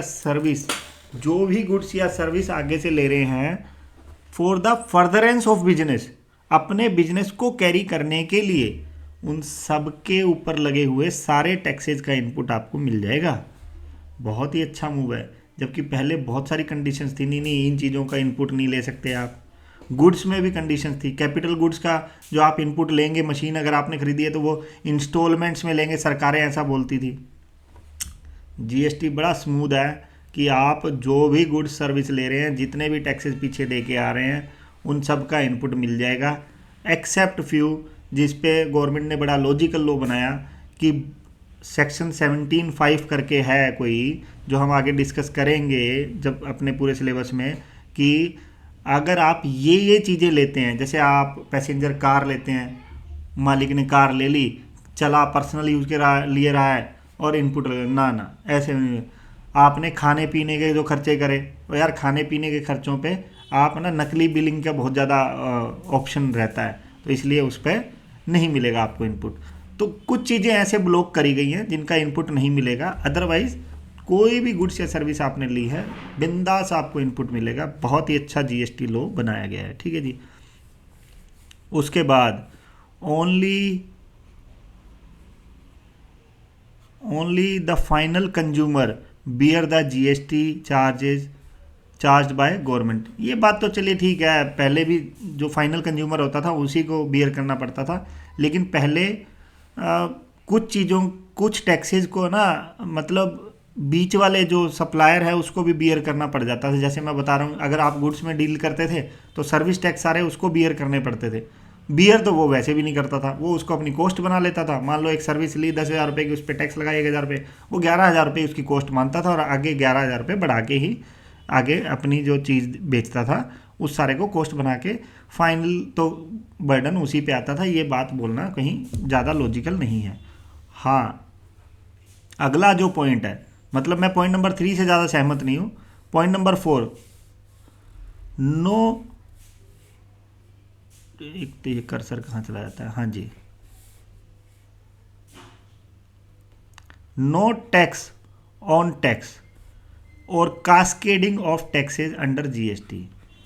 देखिए, टेक्निकल वर्ड्स की वोकेबलरी अगर आपने बढ़ानी है, याद रखिए, अपने कहीं ना कहीं नोट करते रहें, उन वर्ड्स को हमेशा रिमेम्बरेंस का पार्ट बना लें कि आपने हमेशा याद रखने। कास्केडिंग इफेक्ट, कास्केडिंग का मतलब ये होता है टैक्स ऑन टैक्स, यानी पहले कैस्केडिंग बहुत ज़्यादा होती थी, टैक्स ऑन टैक्स बहुत ज़्यादा लगता था। अल्टीमेट तो बियर करना किसको पड़ता था? बेचारे कंज्यूमर को। फ़ायदा किसका होता था? सरकार का। बिचौलिया उसको न्यूट्रल ही मैं मानता हूँ कि उसको कोई ज़्यादा फर्क नहीं पड़ता था, ठीक है जी। तो इसलिए जीएसटी को इस उद्देश्य के साथ भी लाया गया कि कास्केडिंग नहीं होगी, इसमें टैक्स ऑन टैक्स नहीं लगेगा। एग्जाम्पल दे देते हैं।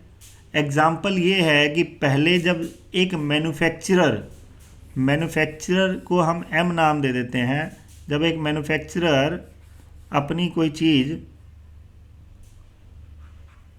बेचता था किसी डीलर को, तो वो 100 रुपये की बेच रहा है, उस पर 20 रुपये मान लो एक्साइज ड्यूटी थी, तो 120 की हो गई। फिर वो उस पर वैट भी लगाता था, मान लो 12% है तो 14 रुपये 40 पैसे वैट लगाता था। तो अब ये जो 14 रुपये 40 पैसे कैलकुलेट किए हैं, ये पूरे 120 पे कैलकुलेट किए हैं, क्योंकि एक्साइज को अलग टैक्स माना गया था। एक्साइज का कहीं आगे जाके इनपुट भी नहीं मिलता था, सिर्फ मैन्युफैक्चरर टू मैन्युफैक्चरर एक्साइज का इनपुट कैरी फॉरवर्ड होता था, यानी इनपुट मिलता था। ठीक है, सैनवेट क्रेडिट जिसे बोलते थे। एक्साइज के ऊपर टैक्स लगता रहता था और लास्ट तक लगता था, जब तक वो चीज़ ख़त्म नहीं हो जाती थी, है ना जी। तो उसको बोला गया था डबल टैक्सेशन, यानी एक ही चीज़ पे दो दो बार टैक्स लगता था। एक ही, मतलब यूँ कह लीजिए टैक्स के ऊपर भी टैक्स लग जाता था, तो वो गलत था। ठीक है जी, जिसको डबल टैक्सेशन हम बोलते हैं। तो वो अब जीएसटी में बिल्कुल भी नहीं होती, वो चीज़ ख़त्म हो गई। ठीक है जी, आगे हम बढ़ते हैं अपने नेक्स्ट पॉइंट पे। नेक्स्ट पॉइंट है हमारा no separate system for inter state supply. अब ये हालांकि हमने डिस्कस कर लिया है कि अब आईजीएसटी भी, यानी इंटर स्टेट सप्लाई पे अब क्या लग जाता है, आईजीएसटी। तो उसका कोई अलग लॉ नहीं है, कोई अलग सिस्टम नहीं है। It was also reason for the cascading. हाँ, मतलब आईजीएसटी भी एक रीज़न था कास्केडिंग का, यानी एक स्टेट से दूसरी स्टेट में जब माल जाता था तो सीएसटी भले ही 2% था, तो जैसे ही दूसरी स्टेट में वो माल जाता था 100 रुपये की चीज़ 102 रुपये की हो जाती थी, और उस 2 रुपये का इनपुट भी नहीं मिलता था, तो वो फिर से उसके ऊपर टैक्स लगता रहता था।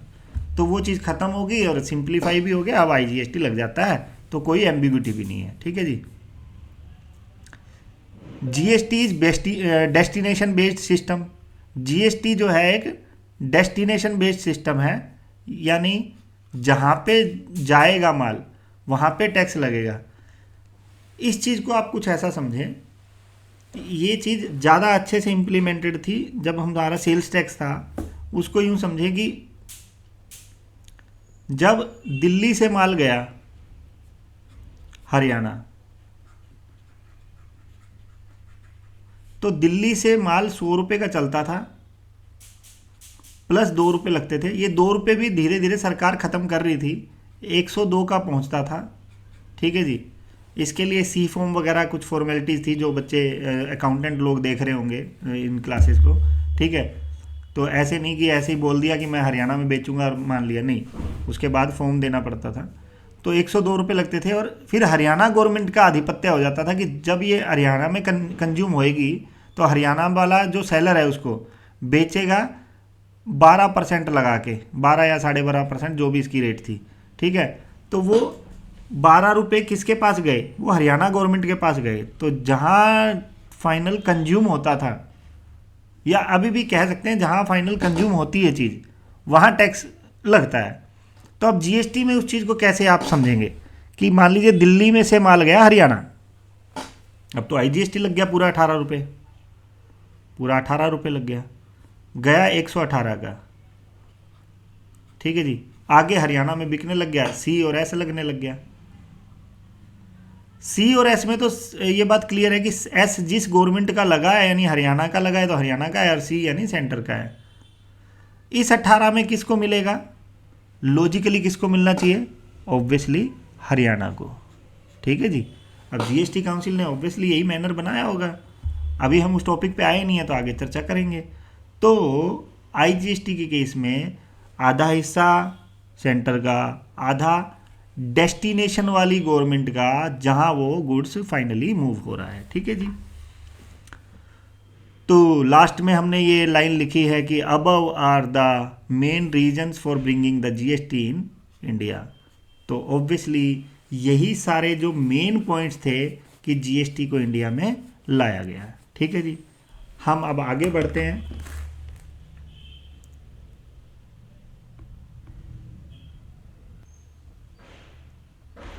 हाँ जी, तो हम अब आगे बढ़ते हैं।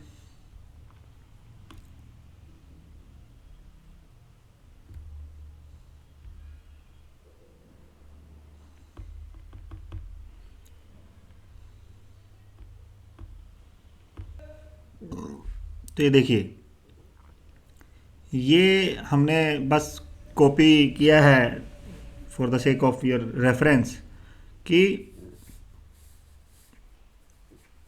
सेंट्रल टैक्सेस जो इतने सारे थे, central excise duty, service tax, ये सब मर्ज कर दिए गए, ठीक है जी।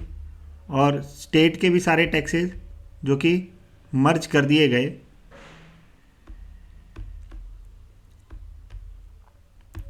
जैसे कि आप देख सकते हैं कि ये कुछ टैक्सेज हैं जो कि सारे मर्ज हुए हैं। किधर गया कर्सर? सेंटर वाले excise duty, service tax, excise duty under medicine and toilet preparation act, ये अलग कोई एक्ट था। सीवीडी, सेंट्रल सेल्स टैक्स, जैसे कि हमने पीछे डिस्कस कर ही लिया। Central surcharge and cesses in so far as they relate to supply of goods, जो भी सरचार्ज वगैरह लगते थे वो सारे यहाँ से एबोलिश कर दिए गए। स्टेट सरचार्ज जितने भी थे, स्टेट्स का VAT system, entry tax, tax on lottery, luxury tax, taxes on advertisement, ये सारे मर्ज करके हैंडशेक कर दिया गया। किस में? CGST, SGST, IGST में, ठीक है जी। तो इसमें कुछ ज़्यादा डिस्कस करने वाला नहीं था हमारे पास। अब हम आगे बढ़ रहे हैं एक प्रैक्टिकल एग्जाम्पल पे, जिसमें आपको जो चीज़ हम पहले लिख रहे थे उसमें इतना क्लैरिटी से नहीं लिखा जा रहा था, तो अब इसमें अच्छे से समझ में आ जाएगा कि आखिर GST कैसे काम करता है। तो आप देखिए, पहले मैन्युफैक्चरर होता था।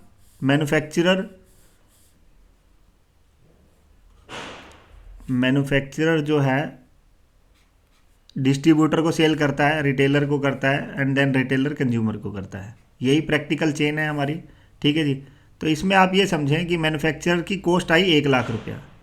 यहाँ कॉस्ट वर्ड देखिए, ये CA इंस्टीट्यूट के मॉड्यूल से ही है।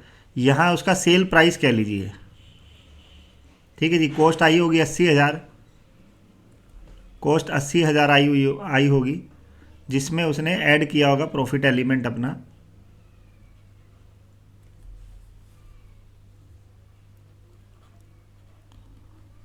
₹20,000 उसने अपना प्रॉफिट ऐड किया होगा, तब जाके वो 1,00,000 रुपये का बना। तो 1,00,000 रुपये उसने सेल प्राइस रखा अपना, उस पर 18,000 रुपये GST लगाया। जबकि पहले वो क्या लगाता था? 1,00,000 प्लस 20,000 रुपये अगर एक्साइज ड्यूटी है, 1,20,000। उसके बाद जो लोकल टैक्स है, तो देखिए थोड़े से रेट तो डाउन थे। जैसे वैट का रेट था करीब 12% के अराउंड, तो 14,000 रुपये ये लगाता था, तब वो ऐसे देता था। अब आप देखिए गवर्नमेंट को कितना लॉस हुआ। जो ये 20,000 रुपये एक्साइज ड्यूटी, 10,000 रुपये जो भी थी, वो पूरी एक्साइज ड्यूटी सेंट्रल गवर्नमेंट की ख़त्म हो गई। अब यहाँ उसने क्या लगाया? GST लगाया। अगर वो सेम स्टेट में है तो S और C GST लगाया, 2 पोर्शन में, मतलब 9% या अगर इंटर स्टेट है तो 18%, पूरा 18,000 IGST लगाया, ठीक है। बट एक हिस्सा गवर्नमेंट, स्टेट गवर्नमेंट के पास जाना है, जो कि सिंपल है, जो पहले भी ट्रांजैक्शन में जाता था वैट की फॉर्म में, ठीक है। तो ये चेंज है, तो ये इसने लगाया। अब डिस्ट्रीब्यूटर के पास वो 1,00,000 में आया, उसने अपना प्रॉफिट एलिमेंट किया। यहाँ कॉस्ट वर्ड ठीक है जी। उसने अपना 11,200 रुपये प्रॉफिट ऐड किया, सेल प्राइस उसका बना 1,11,200। अब यहाँ आप ये समझ सकते हैं, जो बिल्कुल जूनियर लेवल के अकाउंटेंट है वो यहाँ एक क्वेश्चन पूछ सकते हैं कि सर उसकी कॉस्ट क्या 1,18,000 रुपये नहीं हुई? तो भाई वो तो बिल्कुल ही लेमैन की थिंकिंग है कि कॉस्ट 1,18,000 तो लेमैन के हिसाब से हुई। जो हम प्रोफेशनल्स हैं, अकाउंटेंट हैं, हमें तो पता है कि क्योंकि 18,000 रुपये का इनपुट मिल जाएगा। हाँ, वो रिश्तेदारों वाले इनपुट से बच के रहना, अगर आपकी सेल ज़्यादा नहीं है तो, ठीक है ना। तो रिश्तेदारों वाले इनपुट के चक्कर में मत रहना। जो आपका रियल इनपुट है वो आपको मिलेगा, और अगर आप उस गुड्स को आगे सेल करेंगे तो उसका बेनिफिट भी आपको मिलेगा। तो यहाँ पे देखिए, इस एग्जाम्पल में भी यहाँ पे मैन्युफैक्चरर ने से फॉर एग्जांपल कोई ख़रीदा नहीं कुछ भी।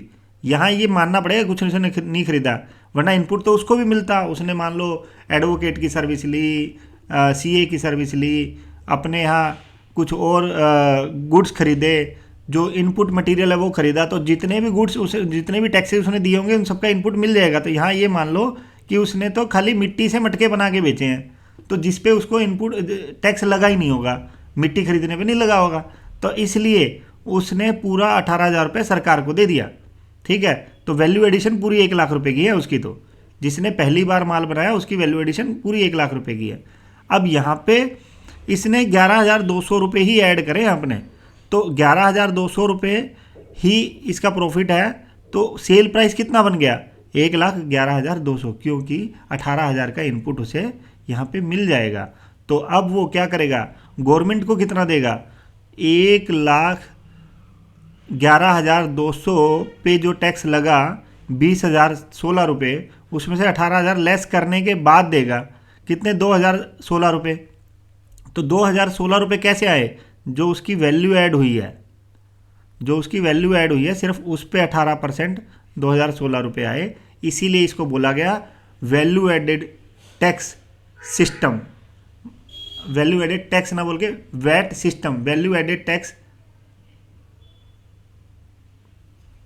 सिस्टम पूरा बोल रहे हैं तो ऐसा लग रहा है, नहीं वैट सिस्टम बोल लो, ठीक है जी, कि वैल्यू एडिशन पे ही टैक्स लगा इसके, ठीक है जी। उसके बाद रिटेलर के पास आया, इसी एग्जांपल को फिर से आगे बढ़ाया है, बोल दो यहाँ बात आपको क्लियर हो गई होगी। फिर रिटेलर के पास आगे बढ़ाई बात, तो एक मिनट यार, ये पेन की नोक हो जाती है।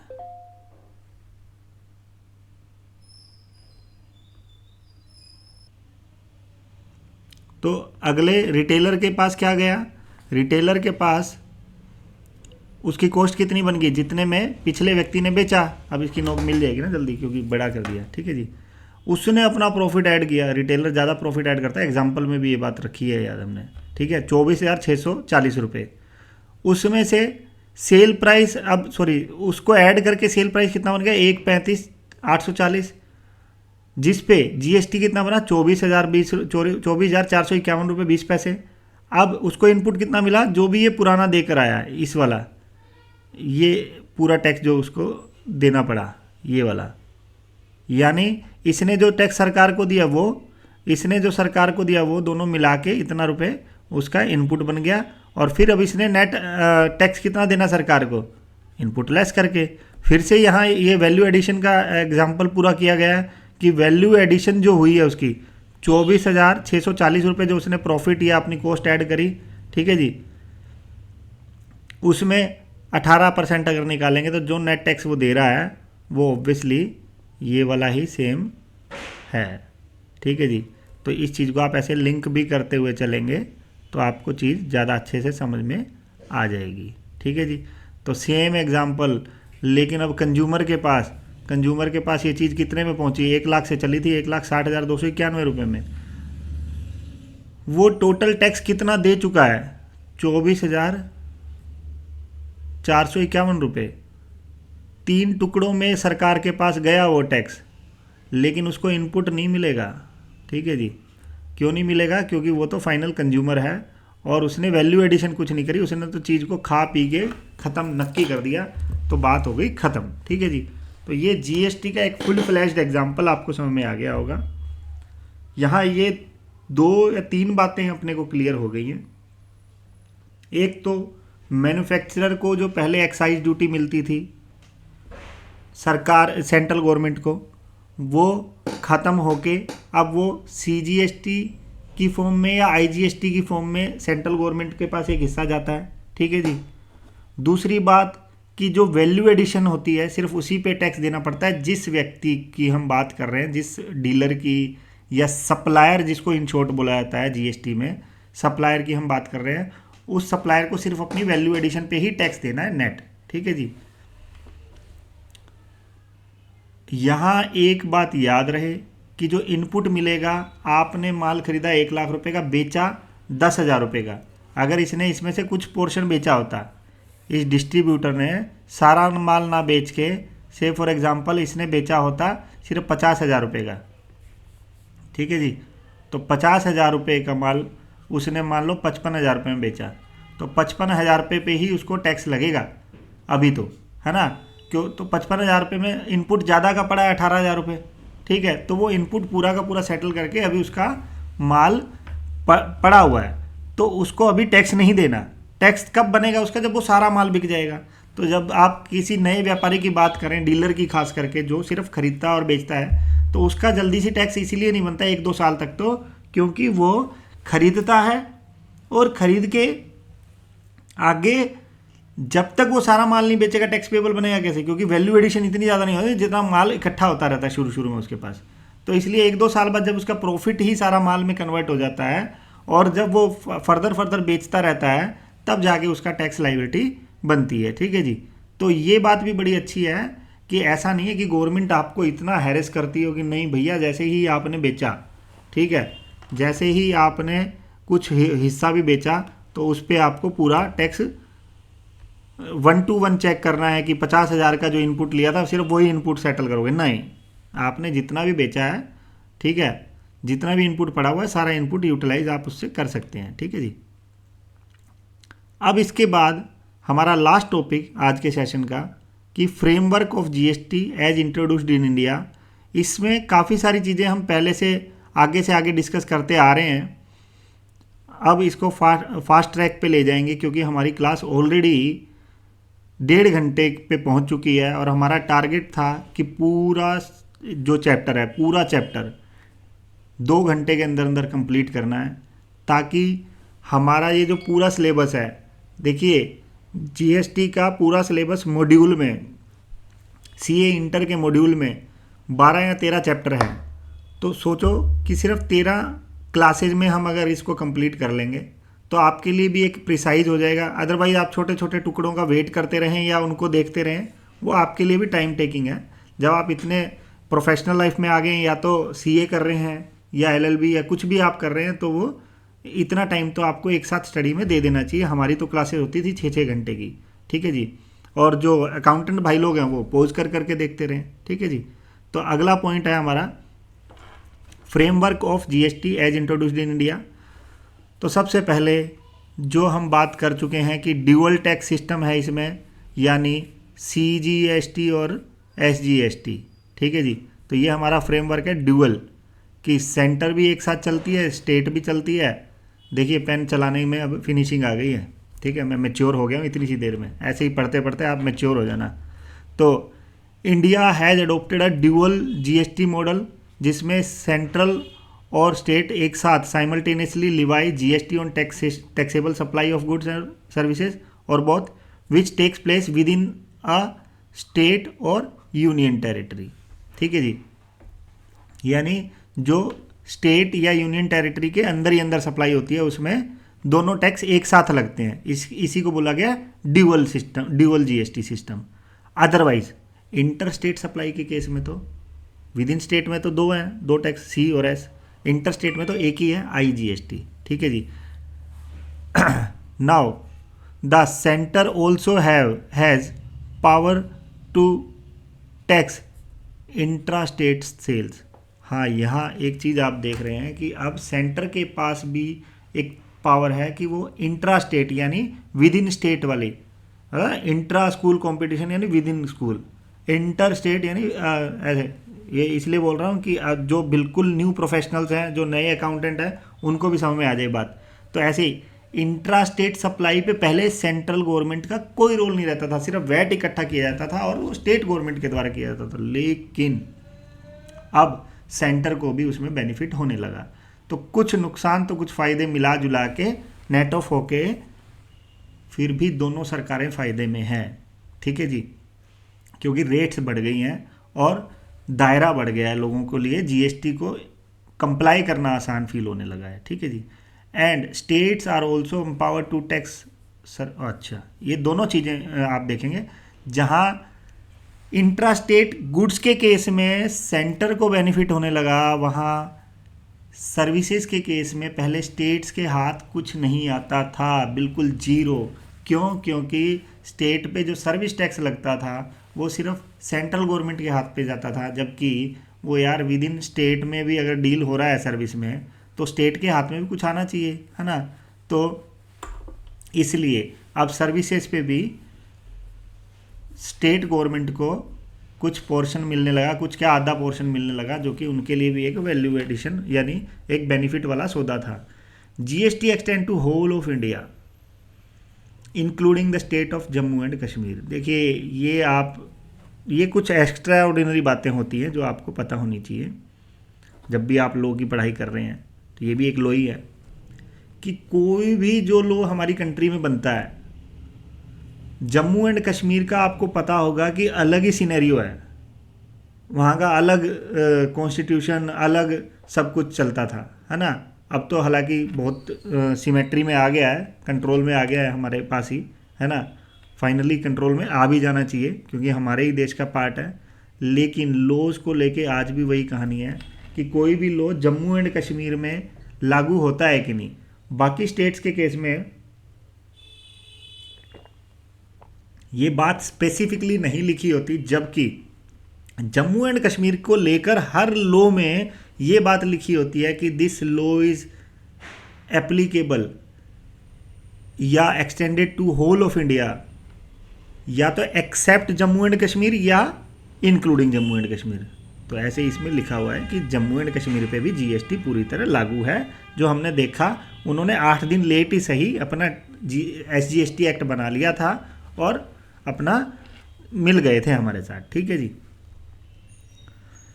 लेजिस्लेटिव फ्रेमवर्क, अगला पॉइंट है हमारा कि फ्रेमवर्क का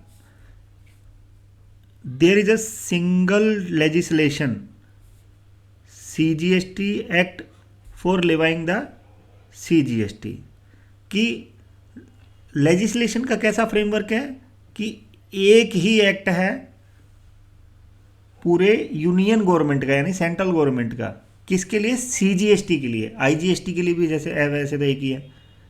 similarly union territory and without legislature, that is Andaman Nicobar and island, Lakshadweep, Ladakh, Nagar Haveli, Daman and Diu, Chandigarh are governed by UTGST act. मतलब जो यूनियन टेरिटरीज है, अब यहाँ देखो दिल्ली का नाम नहीं है क्योंकि दिल्ली को एक स्टेट माना जाता है GST लॉ में, ठीक है जी। तो दिल्ली एंड पुडुचेरी, ये 2 यूनियन टेरिटरीज ऐसी हैं जिनको पूरी तरह स्टेट का दर्जा दिया गया है GST लॉ में, ठीक है जी। तो ऐसे में ये जो यूनियन टेरिटरीज है, Andaman and Nicobar island, Lakshadweep, Dadar and Nagar Haveli, ये कुछ ऐसे राधा कृष्ण की तरह एक साथ नाम लिए जाते हैं ना इनके, ठीक है जी। And Daman and Diu and Chandigarh, ये इनके लिए क्या है? UTGST यानी यूनियन टेरिटरी GST एक्ट इनके लिए भी अपने अपने बने हुए हैं, या सॉरी इनके लिए एक बना हुआ है, ठीक है जी। उसके बाद स्टेट्स का अपना अपना बना हुआ है। स्टेट्स में तो क्या बोला है, स्टेट्स का तो मैंने बता ही दिया आपको कि स्टेट्स के लिए अपना अपना SGST एक्ट बना हुआ है, ठीक है जी। कह रहा ना, the states and union territories with their own legislature that is Delhi, Jammu and Kashmir को भी एक स्टेट ही, पहले वो स्टेट ही थी, अब वो यूनियन टेरिटरी घोषित हो गई है, बट उनका SGST एक्ट है। एंड पुडुचेरी को जैसे मैंने बताया कि एक स्टेट का ही दर्जा दिया गया है, have their own GST legislation for levying SGST, ठीक है जी। यानी हमने पीछे देखा सेंटर का CGST एक्ट एक है, यूनियन टेरिटरीज का एक है जो वो यूनियन टेरिटरीज है, और स्टेट्स का इंक्लूडिंग दीज 3 यूनियन टेरिटरीज, क्योंकि जम्मू एंड कश्मीर आज तो यूनियन टेरिटरी है ना, इन तीनों को भी मिला के, इन तीनों को भी क्योंकि स्टेट का दर्जा दिया गया है, तो इन सब के अपने अपने SGST एक्ट है, ठीक है जी। अब ये देखिए आज के टाइम में CA इंस्टीट्यूट भी कितना प्रोएक्टिव है कि अपना मॉड्यूल इतना शानदार तरीके से बनाता है। देखो कितने अच्छे से पिक्चराइजेशन करके दे रखी है, तो पहले हमारे टाइम में इतने अच्छे तरीके से नहीं होता था, ठीक है जी।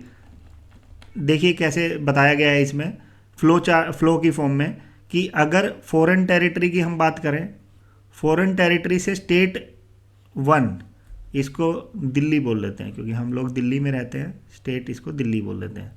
तो अगर दिल्ली में माल आ रहा है तो IGST लगेगा। क्यों लगेगा? क्योंकि इंपोर्ट को, अभी हम पीछे पड़ गया है, इंपोर्ट को क्या माना गया है? डीम्ड। फिर से बोलूँगा, ये एक टेक्निकल वर्ड है, डीम्ड इंटर स्टेट सप्लाई माना गया है। इंटर स्टेट, एक स्टेट से दूसरी स्टेट में सप्लाई माना गया है, ठीक है। तो इसलिए इंटर स्टेट के केस में क्या लगता है, आईजीएसटी लगता है। ठीक है जी। तो डीम्ड क्या है, आपको प्राइमा फेसी या जग जाहिर तौर पे तो वो चीज़ ऐसी नहीं लगती कि ऐसा है, लेकिन मानना पड़ेगा, मानो या ना मानो मानना पड़ेगा। यानी जग जाहिर तौर पे तो ऑब्वियसली वो इम्पोर्ट है ना, लेकिन लो बोलता है, जीएसटी लो बोलता है। तो जब भी लो कोई बात ज़बरदस्ती बोले तो उसको डीम्ड बोला जाता है कि डीमिंग फिक्शन वहाँ लगा दी गई है कि आपको मानना पड़ेगा कि वो इंटर स्टेट सप्लाई है और जिस पे आईजीएसटी लगेगा। ये बात हम डिस्कस कर चुके हैं। अब अगर दिल्ली उसके पास वाली दूसरी स्टेट ले लेते हैं, हरियाणा को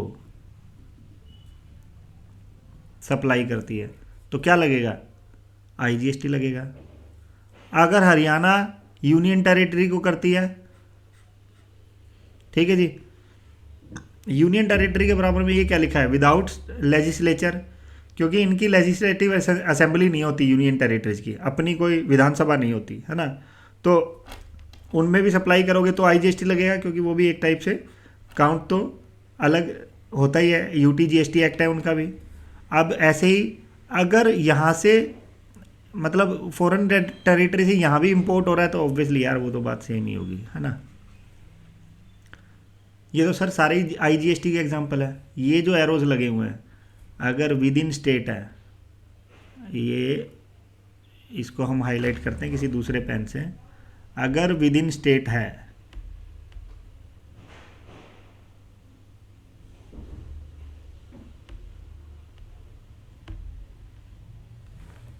यानी अगर दिल्ली के दिल्ली में आप माल बेचते हैं तो सी और एस लगेगा, अगर आप हरियाणा के हरियाणा में बेचते हैं तो सी और एस लगेगा। ठीक है जी। अगर आप यूनियन टेरिटरी की यूनियन टेरिटरी में बेचते हैं तो सी और एस लगेगा। अगर आप फ़ॉरेन की फ़ॉरेन में बेचते हैं तो भैया कुछ नहीं लगेगा, है। क्यों नहीं लगेगा, क्योंकि यहाँ पे जीएसटी थोड़ी एप्लीकेबल है, यहाँ तो उनकी कंट्री का लॉ एप्लीकेबल होगा। ठीक है जी, एज सिंपल एज दैट। आगे बढ़ते हैं। अब धीरे धीरे अपने को फास्ट करना पड़ेगा तभी फिनिश होगा ये। ठीक है जी, विद इन टाइम लाइन। तो आगे फोर्थ पॉइंट क्या बोलता है, classification of goods and services. हाँ, क्लासिफिकेशन कर दी गई सारी गुड्स और सर्विसेज की, वो एक्साइज में पहले भी थी। ठीक है जी, वैट वगैरह में नहीं थी इतनी अच्छे तरीके से, हार्मोनाइज तरीके से, बट अब कर दी गई है, जिसको हमने एचएसएन कोड का नाम दिया गया है गुड्स के केस में, और सर्विसेज के केस में सैक सर्विस अकाउंटिंग कोड दे दिया गया। ठीक है जी। और गुड्स के केस में ये पहले भी देखो ना, कस्टम्स टैरिफ एक्ट ये पहले भी था, मतलब ये कोडिंग कस्टम्स में और एक्साइज में पहले भी थी। ठीक है जी, शेड्यूल्स बने हुए हैं इनके प्रॉपरली, तो इसमें कुछ ज़्यादा समझने की बात नहीं है। कोड्स हैं जिनके हिसाब से रेट्स भी लिखे हुए हैं, पहले भी ऐसे ही होता था, लेकिन सर हमें पहले का भी तो नहीं पता ना लोग, तो इसलिए बता रहा हूँ कि एक शेड्यूल्स बनाए हुए हैं जिसमें आइटम लिखी है कि अगर आप चाय पत्ती बेचते हैं, आप चीनी बेचते हैं, आप ये चीज़ बेचते हैं, वो चीज़ बेचते हैं, तो उनका एक कोड होगा 8 डिजिट तक का, और उसके सामने उसकी रेट लिखी होगी। ठीक है जी, किस रेट पे जीएसटी लगेगा। ठीक है जी। उसके बाद कॉम्पोजिशन स्कीम। कॉम्पोजिशन स्कीम क्या है, कॉम्पोजिशन स्कीम है कि जो स्मॉल बिजनेसेस हैं, स्मॉल बिजनेसेस को रिलीफ दी गई। एक तो रिलीफ आगे हम पढ़ेंगे थ्रेश होल्ड लिमिट की फॉर्म में है कि आप रजिस्ट्रेशन ही मत लो, लेकिन अगर आपकी उस लिमिट से ज़्यादा 40 लाख से ज़्यादा अगर आप गुड्स में डील करते हो, गुड्स की सेल करते हो, बट फिर भी आप चाहते हो कि मैं ज़्यादा पछड़े में ना पड़ूं, तो गवर्नमेंट ने बोला एक कॉम्पोजिशन स्कीम लेकर आए हैं, सिंपल सा 1% लगेगा और तू बरी हो जाएगा। ठीक है जी। तो कॉम्पोजिशन सप्लायर्स पे एक नॉमिनल सी रेट डिसाइड कर दी, लेकिन कॉम्पोजिशन वाले भाई साहब आगे जो भी टैक्स तुम जमा करके आए हो, जैसे अनरजिस्टर्ड रह के डील करते थे कि उन टैक्सेस का इनपुट तो आप लेते नहीं थे, तो ऐसे ही अब कोई इनपुट वगैरह नहीं मिलेगा, जो सेल करोगे चुपचाप उस पर 1% जमा करा दो, जिसको कॉम्पोजिशन बोला गया। ठीक है, लेकिन कॉम्पोजिशन वाला जो बेनिफिट है वो इंट्रा स्टेट के केस में ही मिलेगा, इंटर स्टेट के केस में नहीं मिलेगा। कॉम्पोजिशन वाला बेनिफिट हमने कहा कि इंट्रा स्टेट में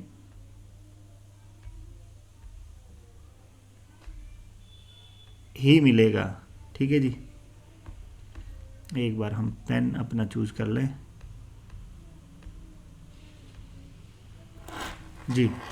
तो इंटरस्टेट यानी अब यार ये जो सिंपलर मेथड है ना, paying tax is prescribed known as composition scheme, जो सिंपल मेथड है, लेकिन वो जैसे ही आप इंटर स्टेट सप्लाई करोगे, इंटर स्टेट एक स्टेट से दूसरी स्टेट में, तो वहाँ आपको नॉर्मल 18% की रेट या 12% जो भी रेट है 28% उस पर ही टैक्स देना पड़ेगा। ठीक है जी, आगे हम फटाफट बढ़ते हैं।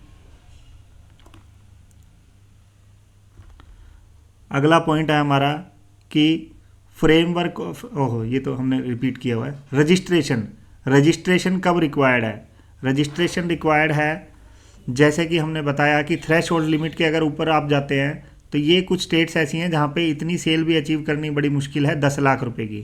ठीक है जी, तो अगर आपके पास 10 लाख रुपए तक की सेल है इन स्टेट्स में तो आप रजिस्ट्रेशन ना लें, लेकिन अगर इनसे ज़्यादा है 10 लाख से तो मणिपुर, मिजोरम, नागालैंड, त्रिपुरा, इनमें आपको जीएसटी रजिस्ट्रेशन लेना पड़ेगा। 20 लाख की अगर सेल है तो 20 लाख तक आपको रजिस्ट्रेशन नहीं लेना पड़ेगा इन स्टेट्स में। ठीक है जी, तेलंगाना, पुडुचेरी, उत्तराखंड, सिक्किम, मेघालय, अरुणाचल प्रदेश। अगर अदर स्टेट्स की बात करें, सारी स्टेट्स की, तो 40 लाख की अगर आपकी सेल है एक्सक्लूसिवली गुड्स की तो आपको नहीं लेना जीएसटी, 40 लाख के ऊपर लेना है। ठीक है जी, अगर सर्विसेज में भी आप डील करते हो तो आपकी वही जो इन जनरल लिमिट है 20 लाख वाली, उस पर आपको रजिस्ट्रेशन लेना पड़ेगा 20 लाख से ऊपर जाते ही। ठीक है जी, in certain specified cases mandatory registration is required.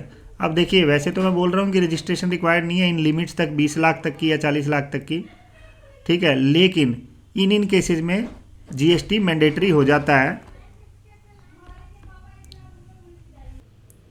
In cases में आपको जीएसटी बिल्कुल लेना ही पड़ेगा, रजिस्ट्रेशन लेना ही पड़ेगा, irrespective of your quantum of transaction, quantum of aggregate turnover, यानी क्वांटिटी से, अमाउंट से लेना देना नहीं है अगर आप इंटर स्टेट सप्लाई करते हो। अब ये केस क्यों बनाया गवर्नमेंट ने, मैं भी नहीं समझ पा रहा कि एक व्यक्ति बेचारा अगर सिर्फ ही 2 लाख रुपए की ट्रांजैक्शन करना चाह रहा है एक स्टेट से दूसरी स्टेट में, यानी यहाँ से उसको ऑर्डर मिला है कि मैं चंडीगढ़ माल भेज दूँ 2 लाख रुपए का, मेरा और कोई ज़्यादा बड़ा बिजनेस नहीं है, बट मुझे जीएसटी नंबर लेना पड़ेगा। ऐसा क्यों? ताकि वो जब माल जा रहा है तो रास्ते में उसकी चेकिंग होगी तो उसके पास पक्के दस्तावेज कैसे होंगे, अगर वो जीएसटी में रजिस्टर्ड नहीं होगा तो कच्ची पर्ची पे भेजेगा। तो लॉजिक ये हो सकता है, ठीक है जी, बट यहाँ भी रिलीफ होनी चाहिए थी। और आईएसडी, दूसरा पॉइंट है आईएसडी के केस में। अच्छा, आईएसडी तो सर हमने बचपन में सुना था, दूसरी कंट्री में जब कॉल लगाते हैं, नहीं ये वो नहीं है, ये है इनपुट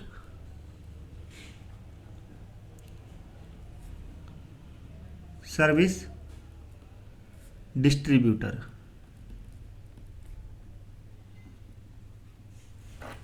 इनपुट सर्विस डिस्ट्रीब्यूटर, ये नाम स्पेसिफिकली उस कंडीशन के लिए है कि जैसे मान लीजिए एक बड़ी कंपनी है, एयरटेल या कोई भी टाटा, रिलायंस, कोई भी एक ऐसी बड़ी कंपनी ले लीजिए जिसका एक हेड ऑफिस है और मल्टीपल ब्रांचेज हैं। तो हेड ऑफिस में वो काफ़ी सारी सर्विसेज या काफ़ी सारे गुड्स लेते हैं, ऑब्वियसली फर्दरेंस ऑफ बिजनेस के लिए लेते हैं। वहाँ बैठ के भी वो जो ट्रांजेक्शन कर रहे हैं वो बिजनेस को बढ़ाने के लिए कर रहे हैं, वहाँ मार्केटिंग की टीम बैठी है, जैसे भी वहाँ कोई ना कोई तो लोग बैठे ही हैं जो काम कर रहे हैं कंपनी के लिए। अब वहाँ जितनी भी गुड्स और सर्विसेज ली जा रही हैं उन पे जो टैक्सेस दिए जा रहे हैं, क्या उनका इनपुट वेस्ट हो जाएगा? क्योंकि अलग अलग स्टेट्स में अलग अलग रजिस्ट्रेशन है, जीएसटी में स्टेट वाइज रजिस्ट्रेशन कंपलसरी है, ठीक है जी। तो उन स्टेट्स पे वो वाला इनपुट ट्रांसफ़र करने के लिए एक आईएसडी का रजिस्ट्रेशन लेना पड़ेगा उस कंपनी के हेड ऑफिस को जहाँ पे इनपुट्स इकट्ठा हो रहा है, और उस प्रपोर्शन में वो इनपुट बांटना पड़ेगा, लॉजिकल प्रपोर्शन में, कि जहां जितने प्रपोर्शन में वो उन स्टेट्स को सर्विसेज दे रहा है हेड ऑफिस। सर ये लॉजिक क्या हुआ, ऐसी चीज़ का लॉजिक क्या हुआ कि वो उस प्रपोर्शन में बांटेगा? तो वो प्रपोर्शन क्या स्पेशल कोई मेथड है निकालने का? तो यार देखो बिल्कुल सिंपल बात है। एक कंपनी की 25 ब्रांचेज हैं, एक ब्रांच पे सिर्फ 10 लाख रुपए की सेल है, सारा इनपुट अगर आप वहाँ ट्रांसफ़र कर दोगे तो उस स्टेट गवर्नमेंट को तो लॉस हो जाएगा। तो इसलिए 1 लाख, एक ब्रांच की सेल 10 लाख है, एक ब्रांच की 1 करोड़ है, तो भैया उसी रेशियो में, यानी सेल्स की रेशियो में एटलीस्ट बांट दो कि लॉजिकली उस इनपुट जो आपके पास टैक्स इकट्ठा हुआ पड़ा है उस इनपुट को उसी रेशियो में बांट दो जो सेल की रेशियो है, क्योंकि लॉजिकल यही बनता है। एक ही ब्रांच पे सारा इनपुट आप ऐसे नहीं ट्रांसफ़र कर सकते, वरना उस स्टेट गवर्नमेंट को लॉस हो जाएगा। ठीक है जी। तो हम अगले पॉइंट पे बढ़ते हैं। अगला पॉइंट है एग्जेम्पशंस। देखिए जीएसटी में या किसी भी चीज़ में, किसी भी लॉ में एग्जेम्पशंस हमेशा कुछ ना कुछ होती है, कुछ ना कुछ ऐसी कंडीशंस हैं ही जहाँ पे छूट देनी पड़ती है गवर्नमेंट को। ठीक है जी। तो वही यही कंडीशंस हैं कि जीएसटी में छूट देनी पड़ी।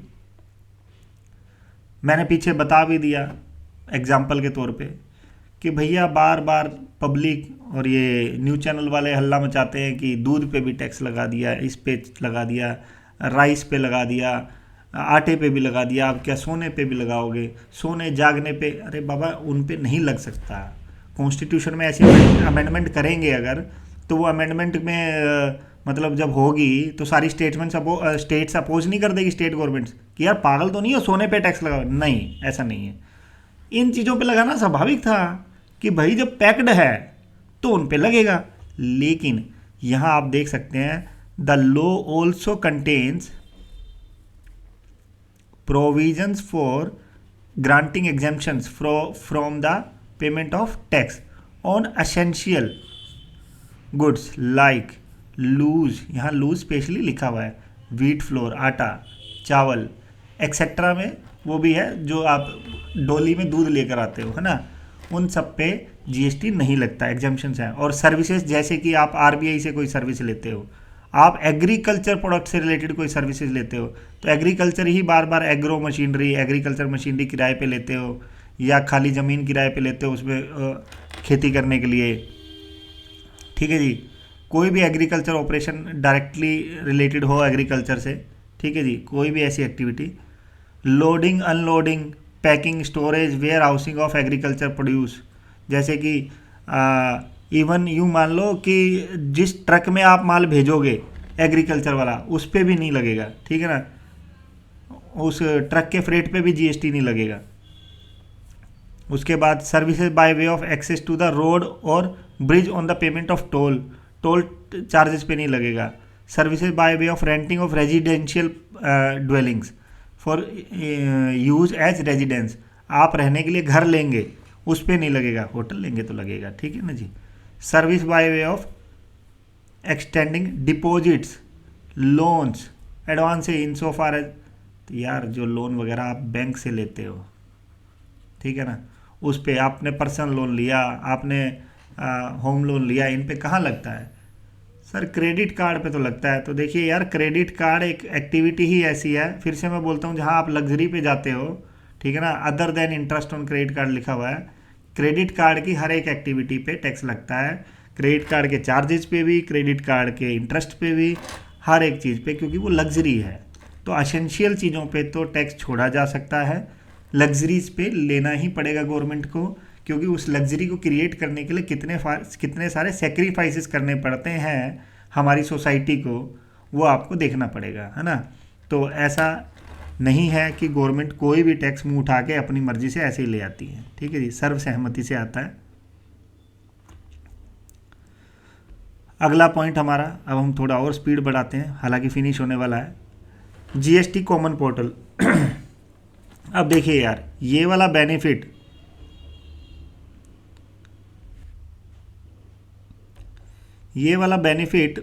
जो बच्चे सीए कर रहे हैं उनको सीए बनने के बाद ज़्यादा अच्छे से फील होगा, जो बच्चे अकाउंटेंट हैं उनको फील हो ही रहा होगा कि एक ही पोर्टल है, सारा राड़ा ही ख़त्म। मतलब पहले क्या था, आप एक कंपनी के अकाउंटेंट हो, कंपनी की 3-4 ब्रांचेज अलग अलग स्टेट्स में, अलग अलग वैट में रजिस्ट्रेशन था, अलग अलग उनके रूल्स थे, अलग अलग सारे प्रोसीजर्स थे। भाई साहब दिमाग चकरा जाता था एक व्यक्ति का कि यार उस पोर्टल पे ऐसे होता है, इस पे ऐसे होता है, या किसी का पोर्टल है ही नहीं, किसी का मतलब मैनुअल है सारा सिस्टम। तो उस सब से निजात दे के गवर्नमेंट ने सिर्फ एक ही कॉमन पोर्टल बना दिया, ठीक है जी, जिसको हम बोलते हैं www.gst.gov.in, ठीक है जी। कॉमन पोर्टल है, सारी स्टेट्स का रजिस्ट्रेशन सेम पोर्टल पे होता है, सारी स्टेट्स का सारा काम सेम मैनर में होता है। तो बहुत ही मज़ेदार चीज़ है। ई वे बिल का एक अलग पोर्टल है, अलग वेबसाइट है। ई इनवॉइस का अलग वेबसाइट है। तो इनको बनाने के पीछे कोई लॉजिक होगा कि सारा उसी में घचपच नहीं किया, अलग अलग वेबसाइट्स बना दी गई, ठीक है जी। लेकिन सारी स्टेट्स के लिए एक ही है, ठीक है जी। उसके बाद जीएसपी, जीएसटी सुविधा प्रोवाइडर, और जीएसटी के लिए एप्लीकेशन सर्विस प्रोवाइडर। तो ये कुछ जीएसटी सुविधा केंद्र भी खोले गए हैं, और एप्लीकेशन सर्विस प्रोवाइडर भी गवर्नमेंट ने अब इतना वो कर दिया है सहूलियत कि जो प्राइवेट डेवलपर्स हैं, जो पोर्टल्स डेवलप करते हैं, उनके पोर्टल्स पे बड़ा ease of doing the compliances दे दिया गया है कि एक जैसे कंप्यूटेक्स हो गया, वेबटेल हो गया, इन सब के, क्लियर टेक्स हो गया, इन सब के जीएसटी के अपने एक पोर्टल्स हैं, मतलब अपने एक स्क्रीन्स हैं जिस पे डेटा ऑटो पॉपुलेट हो जाता है, जीएसटी के डिपार्टमेंट पे ऑटोमेटिक लॉगिन हो जाता है। ये सब बनाने के लिए उन्होंने ये चीज़ें डेवलप करी है, ठीक है जी। तो इस पे ज़्यादा दिमाग लगाने से कोई फ़ायदा नहीं है। अच्छा, मेरा एक रूल मैं आपको बता देता हूँ कि मतलब मेरा रूल नहीं है, वो सबके लिए लागू होता है कि आप जब भी पढ़ते हैं, कुछ बच्चों को मैंने देखा है बड़ी ही इर्रेलीवेंट चीज़ों पे दिमाग को बहुत ही ज़्यादा खर्च वो करते हैं। इस आदत को बिल्कुल छोड़ दो। देखो ना, कभी एग्ज़ाम में कोई इरेलीवेंट बात आती भी है तो 5-10% की उसकी इन्वॉल्वमेंट रहती है। तो यार वैसे भी आप सारे 100 नंबर वाले लाने वाले नहीं हो। 100 नंबर का कोई चाहिता है तो वो डिटेल में बिल्कुल ही, फिर तो एक एक पन्ना उसको एक एक लाइन पढ़नी पड़ेगी। अदरवाइज 90 ले आओ, ठीक है, बिंदास ले आओ, क्योंकि 90% पेपर हमेशा जनरल जो इम्पोर्टेंट बातें होती हैं उन्हीं पे आता है, ठीक है जी। तो इसलिए हमने वो पिछला पॉइंट छोड़ दिया उस पर कि कौन सर्विस प्रोवाइडर होते हैं, कौन, ये सब नहीं आएगा कभी, ठीक है जी। Exceptions in implementation of GST. अब देखिए, जैसे कि पीछे ही हम डिस्कस कर चुके हैं कि जीएसटी जब इम्प्लीमेंट हुआ तो कुछ गुड्स को बाहर रखा गया, ये वही गुड्स हैं। और ये वाला जिक्र भी हम कर चुके हैं कि आर्टिकल 366 ब्रैकेट में 12A ये स्पेशली बोलता है कि alcoholic liquor for human consumption is specifically excluded by article 366 12A and hence GST can not be charged. ये बात एक ध्यान रखना, can not be charged any point of time, but on other products GST can be charge after consensus between the state and central governments, ठीक है जी।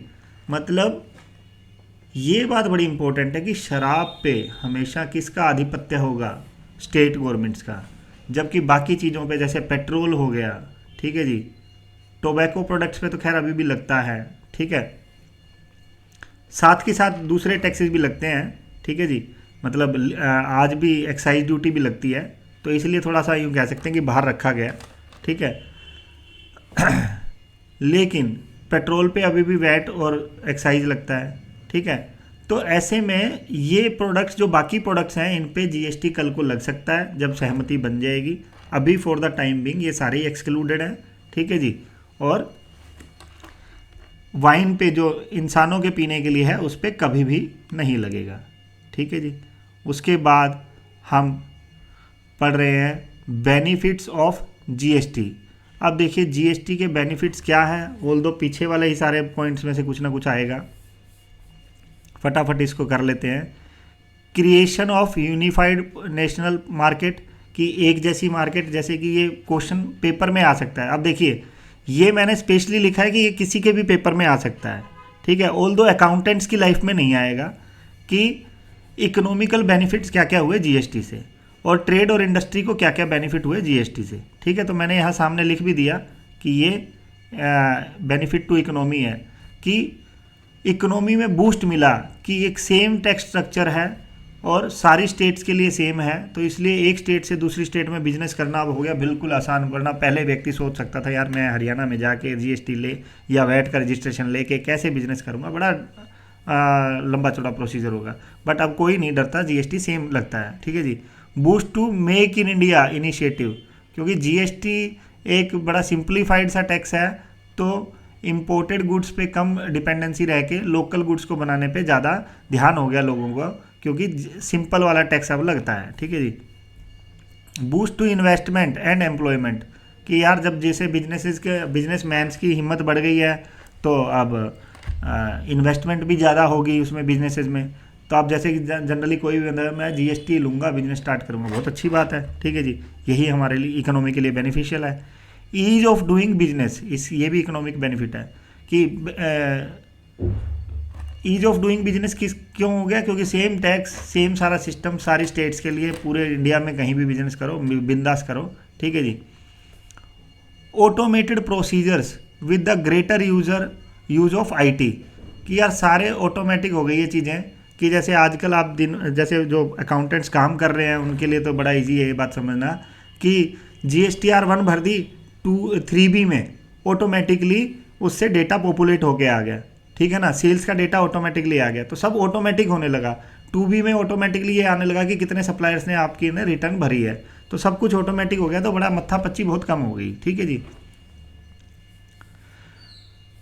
तो automation हो गया। और जो बच्चे सिर्फ अभी एजुकेशन के लिए पढ़ रहे हैं उनको ये बात थोड़ी कम समझ में आ रही होगी कि पहले जो चीज़ें बल्कि लगती थी अब वो इजी हो गई है प्रैक्टिकल लाइफ में। ठीक है जी।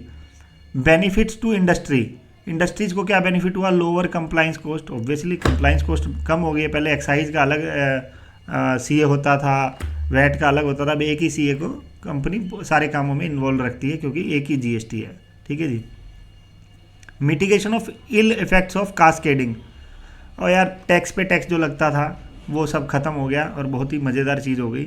Benefits to small tax traders and entrepreneurs, यानी जो छोटे व्यापारी हैं उनके लिए इंडस्ट्री में ये बेनिफिट हो गया कि वो बिंदास सप्लाई कर सकते हैं और कोई टैक्स का झंझट नहीं है उनको।